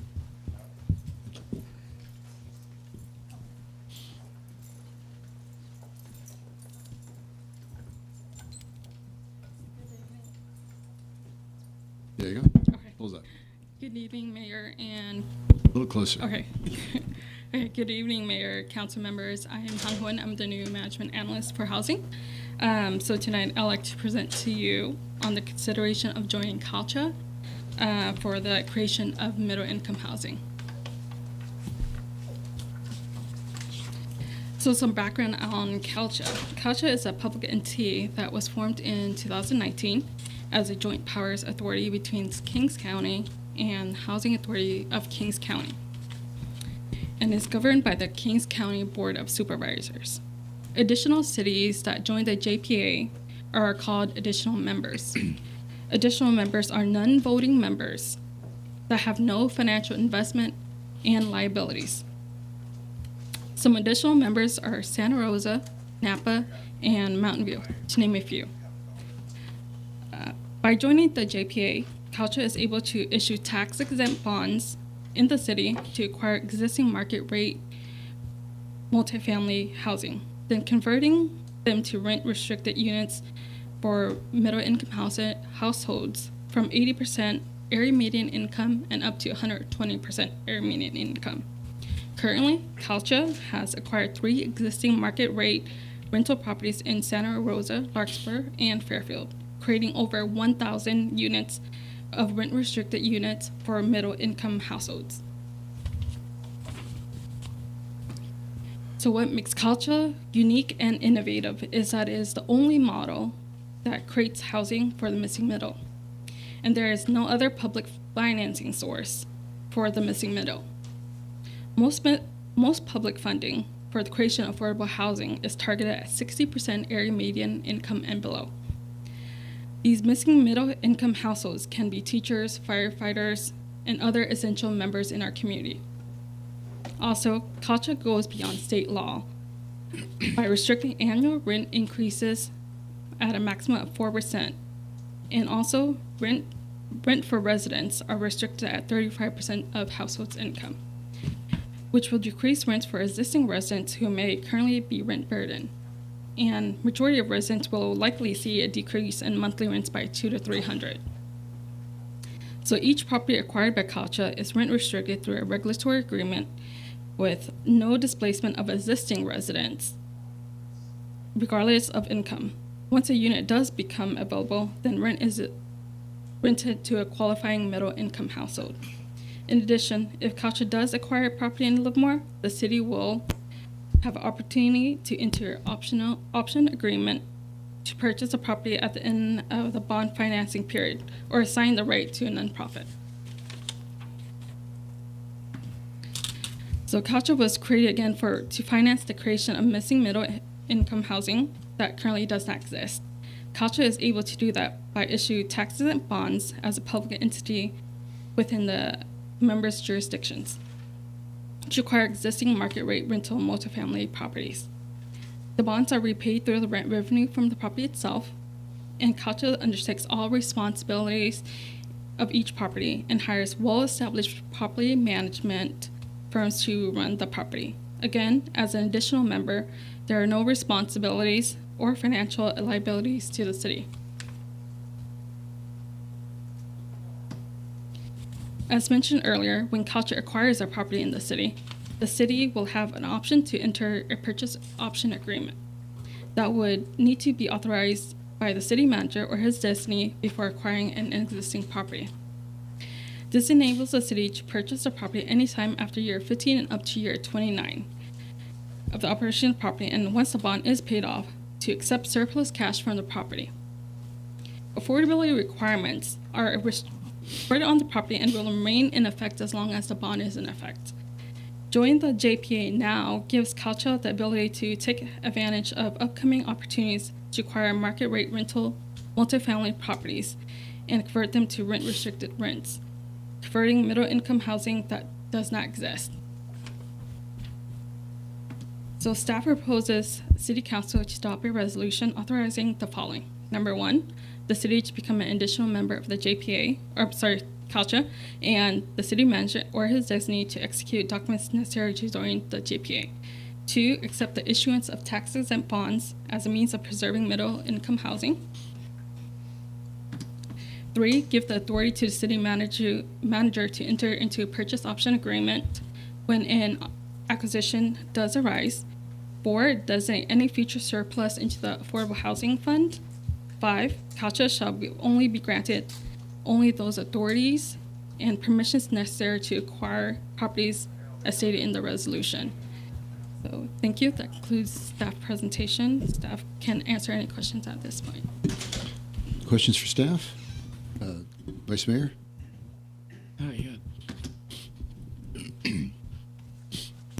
Just want to make sure I understand the deal here. It looks like there's only upside for the city.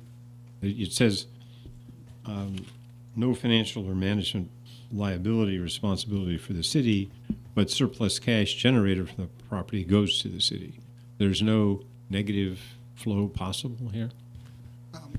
Any negative, good evening. My name is Herrick Uranga, and I'm your Assistant Community Development Director. I'm working with Hong on the staff report.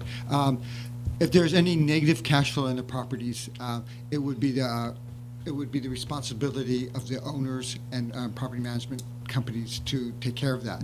We would only get the upside, and we have no financial liability in any way regarding the financing or regarding the ownership of the property. I focused on the same thing, the no financial or management liability and also creating middle-income housing, which is a really tricky component. Councilmember Carling. So if Calcha, they look for the properties? That is correct. So once we enter into an agreement with them, they will look for properties that are for sale, multifamily rental properties for sale in Livermore, and purchase them through a market transaction. And suppose we don't want to, we're offered the option agreement to purchase. What if we decline the option? What happens then? We could, then they would either sell it on open market. We can also have the option, if we do not wish to purchase it, to assign that option agreement to a nonprofit housing developer who can purchase it instead. So what? I'm missing something here. So Calcha is some benevolent organization that's trying to buy rental housing and make it affordable, right? That's correct. So, okay, and we're certainly of a mind to do that as well. But what if we don't have the resources, or we don't have another nonprofit to assume the management of it? Does Calcha continue to manage it, or what? They would have that option, or they would have a choice to sell it on the open market at. So they buy it and they can't find anybody to run it. They then sell it.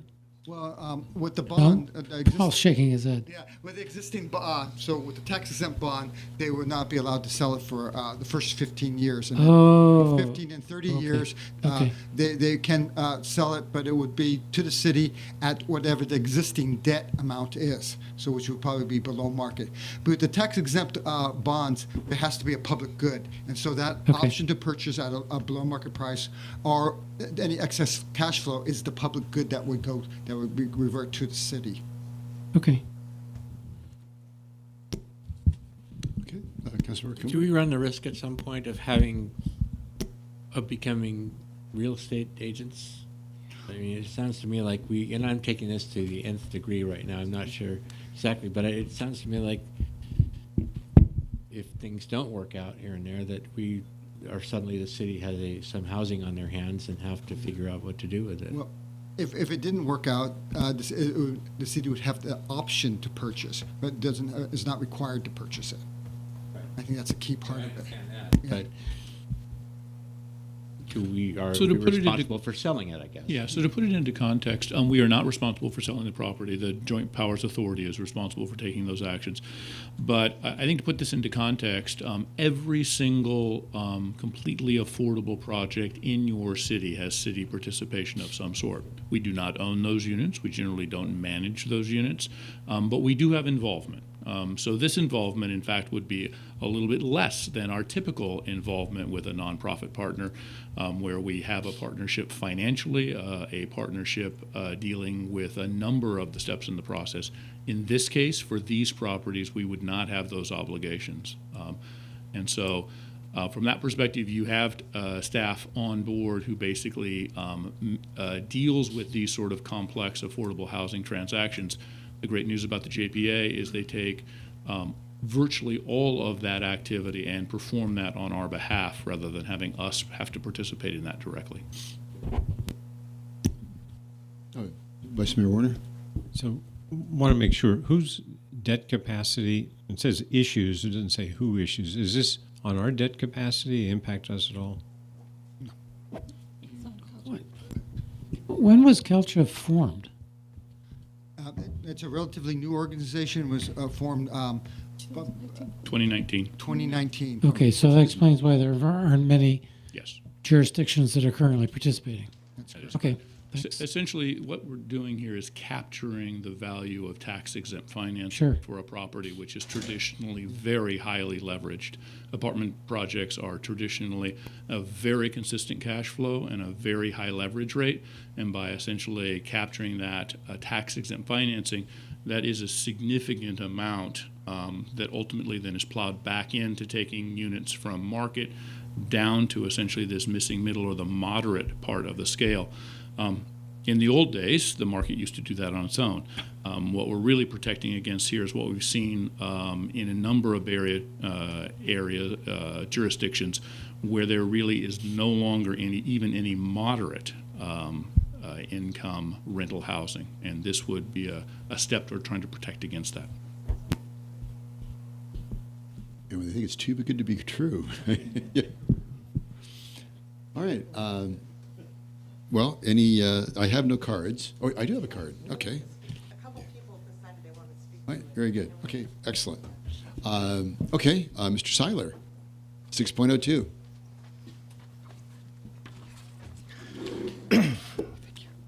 And I think you hit the nail on the head, Mr. Mayor. It's, if it sounds too good to be true, it could, there could be something wrong.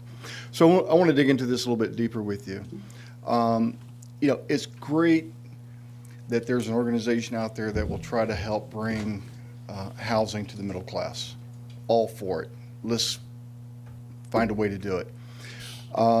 When I did research on it, what I found was your tax exempt bonds, okay? What we're going to lose as a city is the taxing from those properties. That goes away. You won't get it. The schools won't get it. So that goes away. If you look at the people running it, most of the money goes to the people who's creating these tax exempt bonds. And it doesn't bring any benefit back to the city if we don't get the people in there that we need to get in there. So when they say there's no financial downside, there is. We're going to lose the tax base. I mean, we're already suffering under infrastructure.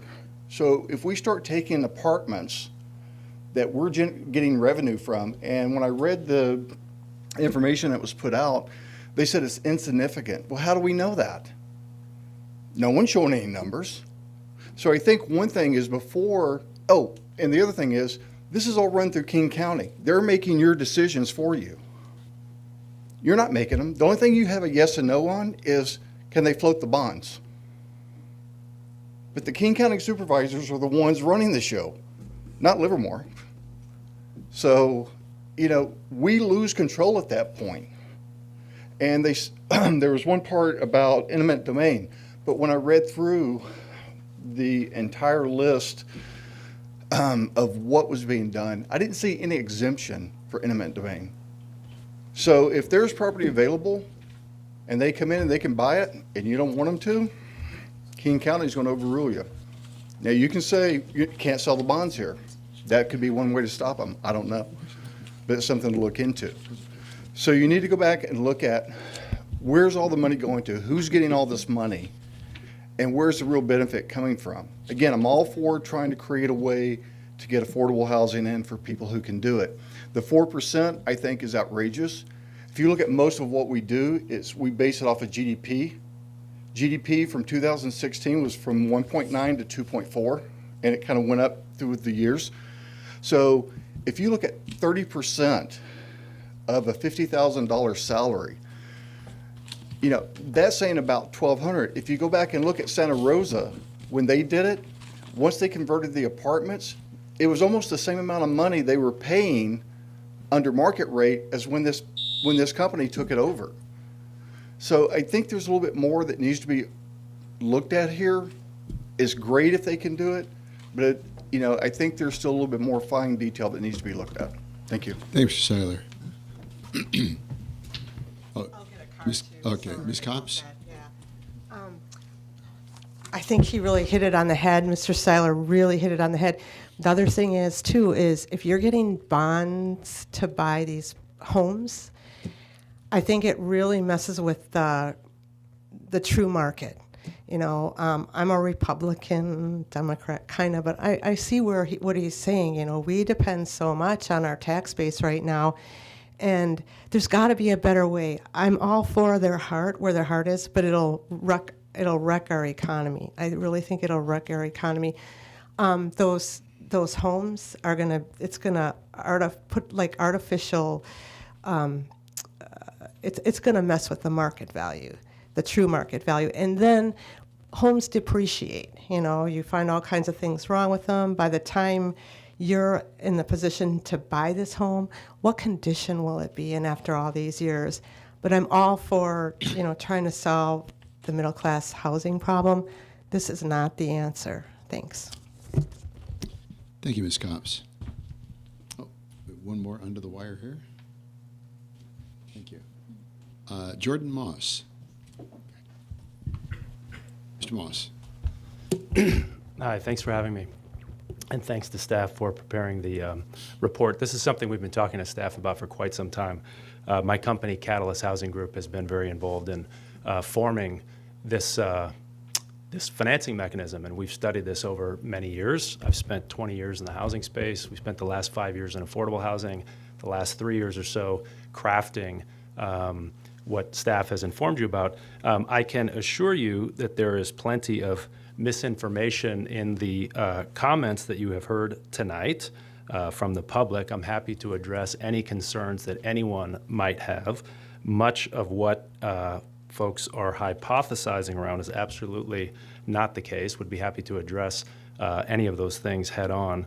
But I can tell you we're very proud of what we've created here. There are no financing mechanisms at all to address the middle income. There's reasons why terms like the missing middle exist, because the only subsidies and programs that exist address 60% of AMI and below. We are addressing 60 to 120, at times 60 to 150% of AMI. We are actually drastically reducing rents for the people who need it most. So I don't know that I have the time or that you would like or need me to address everything that's been stated head on, but I just wanted to let you know that I was here, that I'm happy to. There is some nuance to this program for sure. It's hard to hear it maybe in a couple of minutes and understand exactly sort of every aspect of this, but happy to address any component of that anyone has questions about. Well, if you got a minute and a half here, but if you could address the loss of tax revenue. Yeah, so as a government entity, which CalCHA is, they, similar to, the city of Livermore, I'm assuming not paying property tax on its city hall, CalCHA does not pay property tax on its assets. If you think of the loss of property tax revenues to a city, I'm not sure exactly what percentage of overall tax revenues flow to the city versus the county. Generally, depending on where you are in the Bay Area, it's about 10%. If you look at the what ultimately flows to the city here, which is all of the excess revenues and all of the embedded equity in these transactions, the bonds that are placed upon these assets are paid off over a 30-year period of time. So you have 30 years of appreciation with no debt against an asset when you get to 30 years. All of the talk about what happens to the property, if the city needs to take title or to run it, we are using public financing here to create a public benefit. The only way that you can use public financing in this regard is to pass all of the public benefit through to the underlying jurisdiction. So Herrick, who does all of our legal work, will not issue a tax opinion that we are properly issuing tax-exempt bonds and utilizing them unless we are very clearly meeting an unmet demand and very clearly creating public benefit. So the city does lose out on, say, 10% or whatever that ratio is of whatever the current tax base is, but they inherit all of the upside. We have run plenty of analyses around that sort of return on the loss, and it's generally 100 to 200 times what a city loses out in property tax revenue over that 30-year period. Very good. Thank you very much. Appreciate your comments. Bring it back to staff. Yeah, if I can add one thing too, all our affordable housing projects that are owned by nonprofits such as are tax exempt and do not pay property tax. It's part of the Microphone on? Huh? Is your microphone on? Yeah. Okay. Move a little closer to it. We've had this kind of, it's interesting, a less sensitive. You talk softly. Really, I've never heard that before. So all our nonprofits who have developed and own and manage affordable housing projects in our city and throughout the Bay Area are exempt from paying property tax. They use that exemption to as a way to make the project financially feasible, because the lowering of rents, costs money, and that's part of the way the project becomes financially feasible. So it allows people to live here that otherwise would not be able to. That's correct. So a couple of things that this does, the amount of rent, reduction in rent, immediate reduction in rent, is fairly small in comparison to like a project that's extremely affordable. The rents will maybe go down $200, $300, maybe $400 a unit. but it also locks it in there, and it caps any rent increases to no more than 4%, which by state law now, recent state law, is 5%. In the past 5-10 years, we've seen 10, 15, 20% increases that have forced people out. So it's a maximum of 4%. It's lower than anybody else would be allowed to do. It would also, so it locks in that rent, keeps it from going up, and allows it to remain affordable to that middle level. It will never reach a rent that's so high, because of higher income workers coming into the Bay Area, that it forces people of middle income out, and that's what creates the missing middle. And so this will stop that from happening. Yeah. Thank you. I wanted to give you also a sense of scale on the dollar since property tax was raised. On a 100-unit, $20 million residential multifamily project, that would mean the city was foregoing $32,000 a year for the total project.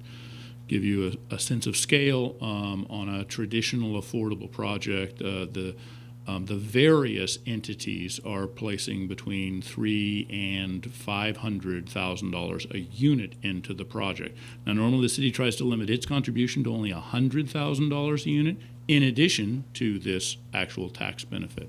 That's obviously dealing with a different end of the affordability scale. It's much, much more affordable. We also wanted to note that this project is not for individual homes that would be owned by an individual homeowner. It focuses on acquiring large existing market rate rental housing developments, and ones somewhere in that 100 to slightly above to slightly below that size is the scale that they're focusing on, simply because of the scale of it, the ability to manage it effectively. So we would be doing that as well. The properties are governmentally owned, so it is not a private entity which is making money off of this bond financing. And finally, the city does retain project by project control over the actual acquisitions, because we ultimately do, as a member, have to agree to the issuance of the bonds. Could you help me with the Kings County Board of Supervisors and what their role is in this?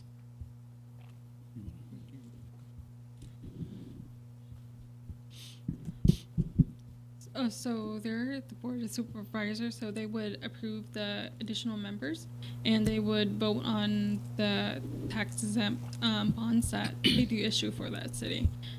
So they're the main issue. They're the government agency that issues the bonds along with it, and is the controlling board of it.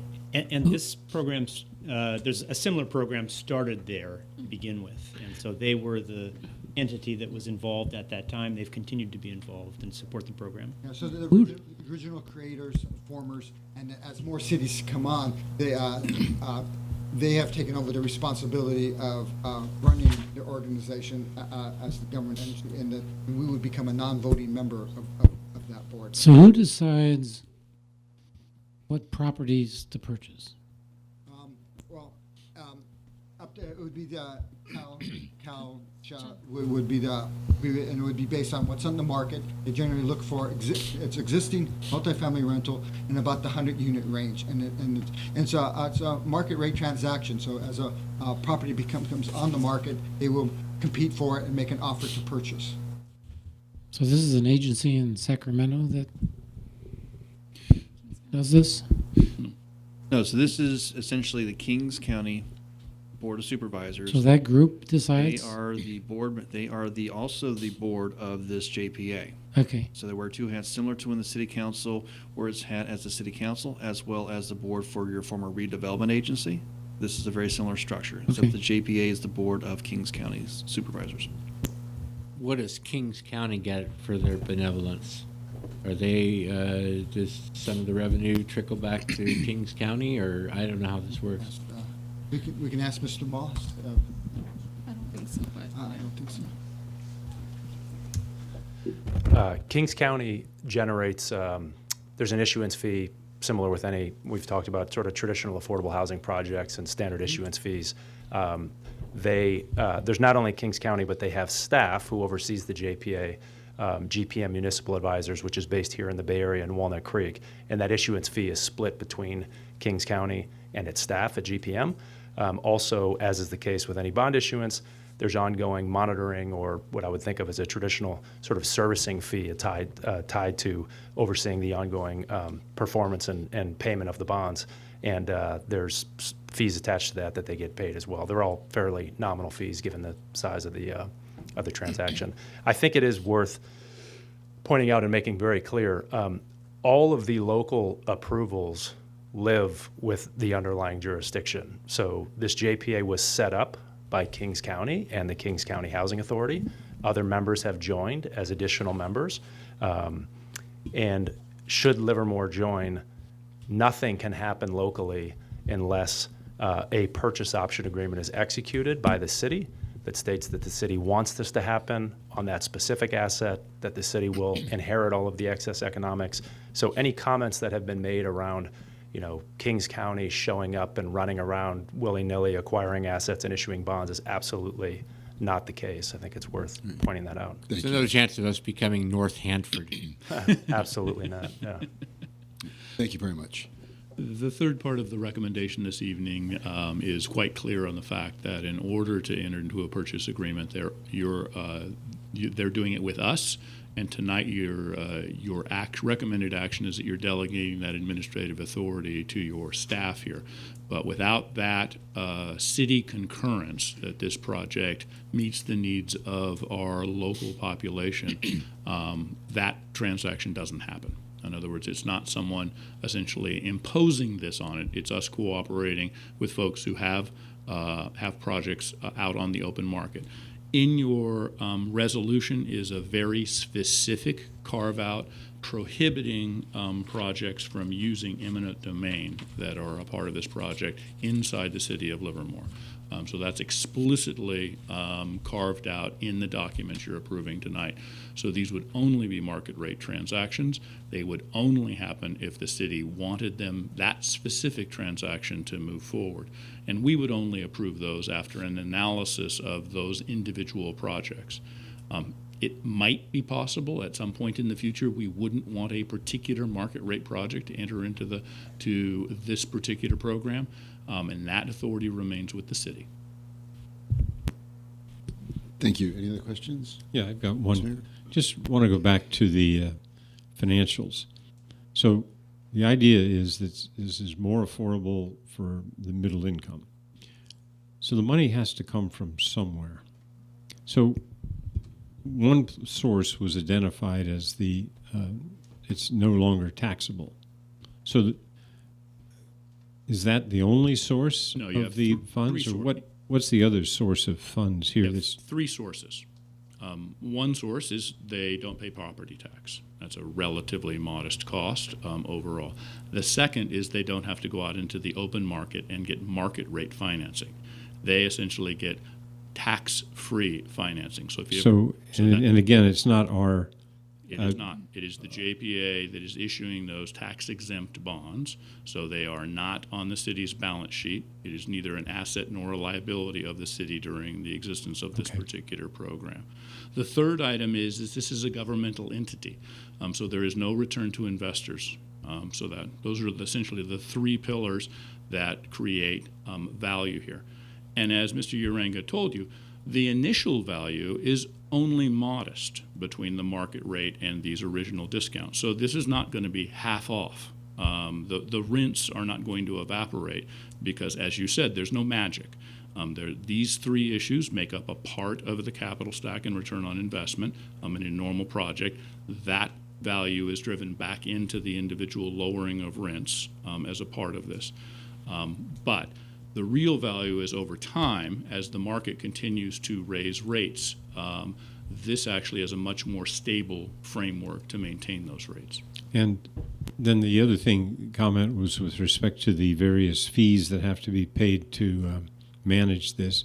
And in your opinion, is these fees are reasonable, and whether it was through this agency or some other agency that we had to work with, they're comparable? Is that the... It is very much so. Those are actually capped by law, and in fact, actually, the city is the administering agent for a number of related affordable housing fees that happen inside our community. And those do just exactly what they're supposed to do. They pay for the staff time to monitor compliance with tax law, monitor affordability, and ultimately make sure that the public, by issuing these tax-exempt bonds, is getting what it's paying for.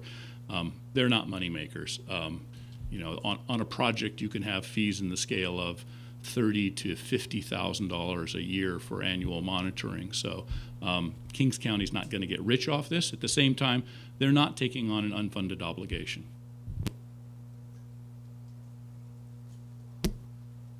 Any other question? Any other questions? Is there a motion? Sure, I move we accept staff recommendation. Okay, moved by Councilmember Carling, seconded by Vice Mayor Warner. Any discussion on the motion? All in favor? Aye. Any opposition? That passed unanimously. Thank you very much. Look forward to increasing the availability of that middle market rent here in Livermore, because we certainly want to keep those folks living and working here to the benefit to our community. So with that, I skipped over this last time because we were moving right along. So on to 7.01. This is matters initiated and report out. Councilmember Coomber. Nothing to report out. I was up at UC Davis Medical Center the day of my last LAVTA meeting on good things. Good trip up there to get on their list. So I'm waiting up there as well as all the other hospitals. I did have a couple of matters things I noticed as I get around town. And the first one is as an ordinance to maybe prohibit campaign signs on public property. Quite honestly, because it got really overwhelming last time and in this particular time, and maybe contribute. I'm not sure how it contributed to divisiveness, but I think it was there, and I would like to see it keep those signs off city property if possible.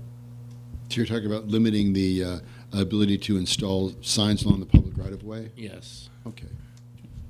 Can I refine what you just said?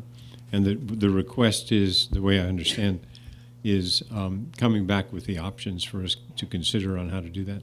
Mm-hmm. Essentially, yes. That sounds like a good idea.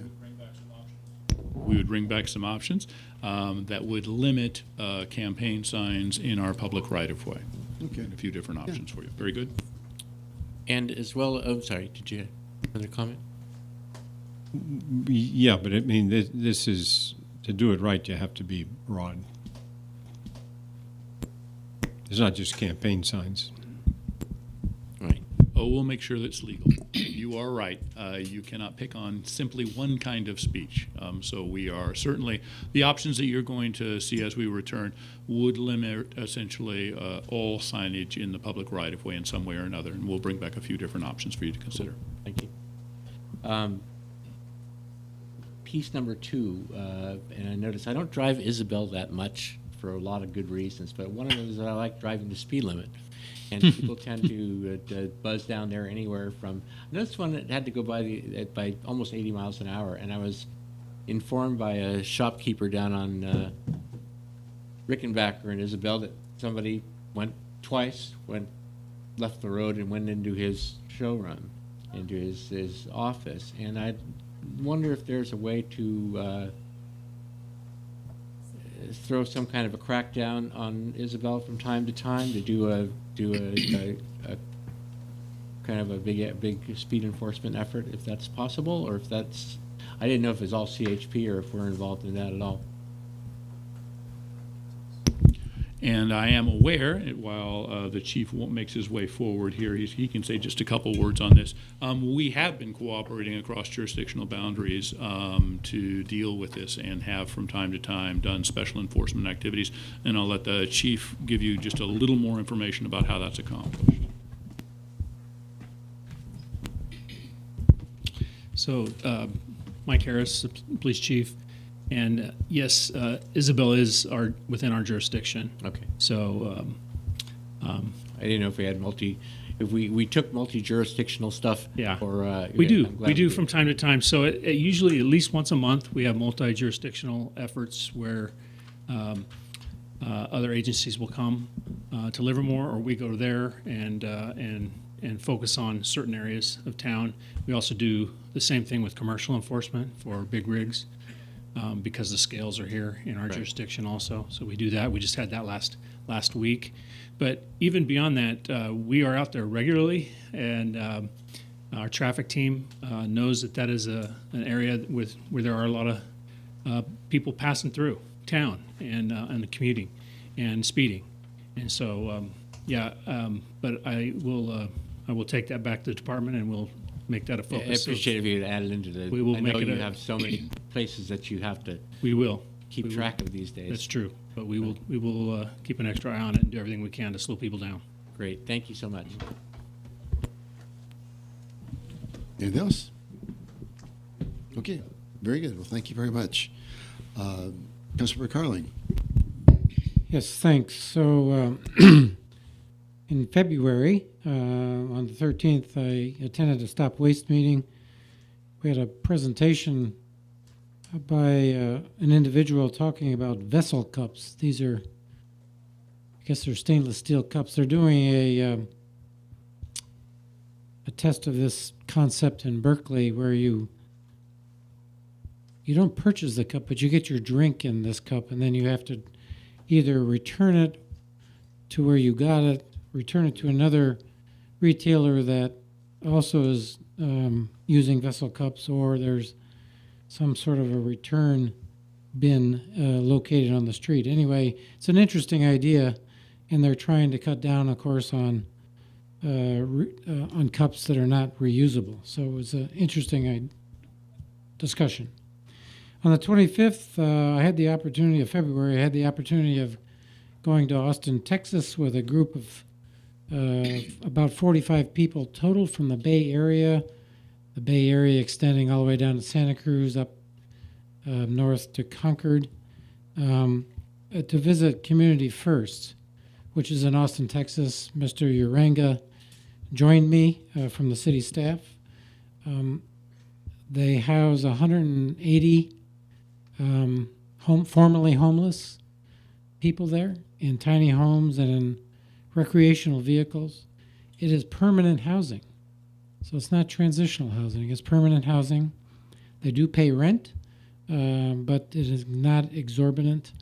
Of course, what they can do in Austin is not necessarily what we can do in Livermore or in California, but it was extremely educational for me, and I came away with a sense of some ideas of what we could do here in terms of alternative housing for our homeless population. So that was a very meaningful and important visit for me.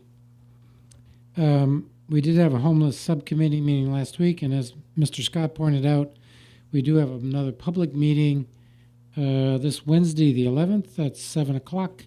I think it's here at Council Chambers, so anybody that's in the audience, whether they're here physically or watching at home, we invite you to join Councilmember Monroe and I in continuing of looking at how we can deal with the homeless here in our community. So again, public meeting on Wednesday the 11th, 7 p.m.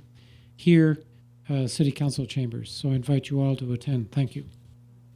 I saw that there was legislation proposed from the state. Of course, the governor proposed $750 million as a one-time infusion to combat homelessness. This report concluded it will take an investment of over $2 billion a year to get a handle on this. So this is going to be big, and I certainly appreciate you going to Austin. I'm going to be out there later this year, and we'll be touring the same facilities. So it was good to have a sort of a heads up on what to look for. So thank you very much for doing that. Vice Mayor Werner. See, I've attended a sort of what I'd call a standard set of meetings, and nothing that would stand out from it, except at the intergovernmental meeting. It was mentioned that the school district was looking at perhaps turning some of their surplus properties into affordable housing. I think that was noteworthy. The other one is attended the ribbon cutting for Chestnut Square, and I'll let the mayor talk about that. But it was a very moving experience, and really makes you really appreciate how wonderful it is to be able to provide that kind of housing for people. One comment I remember is one speaker got up and said it's just not fair for her to have to speak after two other speakers brought her to tears. But it was quite good, and Herrick did a superb job in his speech as others. One of the things I'd like to, under matters initiated, is I think we need to update the factual information with respect to the initiative in November. The Measure P passed, as a number of people noted, and frankly, that's a major impact on the fact pattern that we have now. And so I'd like staff to update both the facts that were in the original 9212 report, as well as we had one other subsequent update, but in particular need to focus on the impact on parking that the initiative in November, if it were to pass, would have. And I think there are other major impacts, but in particular, come back with the impact on parking. Well, thank you. Do I have the other heads nodding? Is there concurrence on that request? Very good. As the Vice Mayor pointed out, we were at the ribbon cutting for Pedrosi Common and the Chestnut Square, and there was it was such a moving and uplifting event. Eric Uranga pointed out that this was where it was near where Mario Pedrosi's home was, and when he originally walked to the site, he had this huge white geranium at his home, and of course Mario Pedrosi has long ago passed, but Eric took a couple of cuttings of that, and at the event for the ribbon cutting, he brought those cuttings back and gave them to the folks from Mid-Penn Housing and the Pedrosi Foundation. So it was quite moving. There was another woman who spoke who was previously homeless, and she had spent 15 years couch surfing, going from home to home, and always feeling that she was imposing on friends or families. And she said that when she moved in, she was so excited when she got a PG&E bill, because it meant that she actually she had a home, that she had a door that she could lock, and that this was her home, and that she got a bill that meant that she was part of this community, and she was so excited about that. And if I read this last time, I apologize, but I think it bears reading again. There was her name was Marie, and she had a little dog Itzy with her, and she'd been homeless for a number of years, and the city staff and some of the members of the community took a collection up because she was homeless, and everybody came together to give her some of the household items that she needed. And in her letter she wrote, "I would like to thank the city of Livermore for the most wonderful gift ever. No, not the wonderful needed household items and food card, which I needed so bad, but for the gifts that you gave me that will last forever. Thank you for the hope you placed in my heart, your gift of love and acceptance, and most of all, that somebody really does care about me. You made me feel important, remembered, and loved." And these are the people that we're fighting for in this community. People we can provide housing for. It's a big lift, but homes like the Chestnut Square, where we have 5 units for previously homeless individuals, 10 units for previously homeless families, and moving ahead with the Vineyard 2.0, which will be addressing or providing housing for 25. And as we continue to lift people up out of homelessness, then they can move on and they can bring in another cohort that we can help. So it's a tremendous community effort, and we'll continue to work on it because this is a commitment that we have. And in fact, I was at a meeting with Mr. Uranga and Supervisor Haggerty, who continues to be committed to fighting homelessness throughout the region and within Livermore. I have also attended today the Alameda County Transportation Commission, and I have moved from the Planning, Policy, and Legislative Committee that I've reported on a number of times here. I've now moved over to the Program and Project Committee. Just to give you a little insight, the Alameda County Transportation Commission's mission is to plan, fund, and deliver transportation programs and projects that expand access and improve mobility to foster a vibrant and livable Alameda County. So you remember Measure BB, that provided $7.78 billion in funding for transportation projects. However, there is still a $4.2 billion shortfall. So today, as part of the guiding principles, we recommended the principles as to supports the approach to strategize Measure BB investments to leverage and compete for discretionary local, regional, state, and federal funds anticipated to be available to Alameda County. So, one of the things that we did today was, in that regard, I commuted the Highway 84 into Fremont for over 30 years. And the State Route 84 corridor improvements. So when I became mayor, I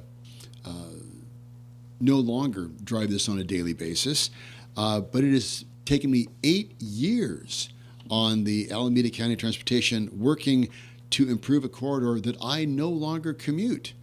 But we have $128 million from Measure BB. And we're also proposing to bring in $85 million of RM3 money, that regional mobility money. And ran across something I had never heard of before, and all the different abbreviations and acronyms that we have. It was an LONP. You ever heard of that one? It's a letter of no prejudice. And what this is that the ACTC is so committed, bless you, to bringing these projects to completion, that what we're doing is we believe so strongly that even though RM3 is under litigation, that we're going to continue to move ahead with this project, and we're putting this letter of no prejudice that, you know what, we're putting our money up for this, and we're proceeding at our own risk. That we've got our money on the table, we're going to proceed. This is a project that is desperately needed for the region, and we're going to continue to move this project ahead. So it shows you the commitments that we have and all the other agencies that are working together on the Transportation Commission that are moving ahead with this. So we're continuing to move these ahead and to plan, fund, and deliver transportation programs and projects, and that we're continuing to leverage those dollars for the benefit of this region. So with that, seeing no further items coming before the council, I adjourn the meeting. Thank you.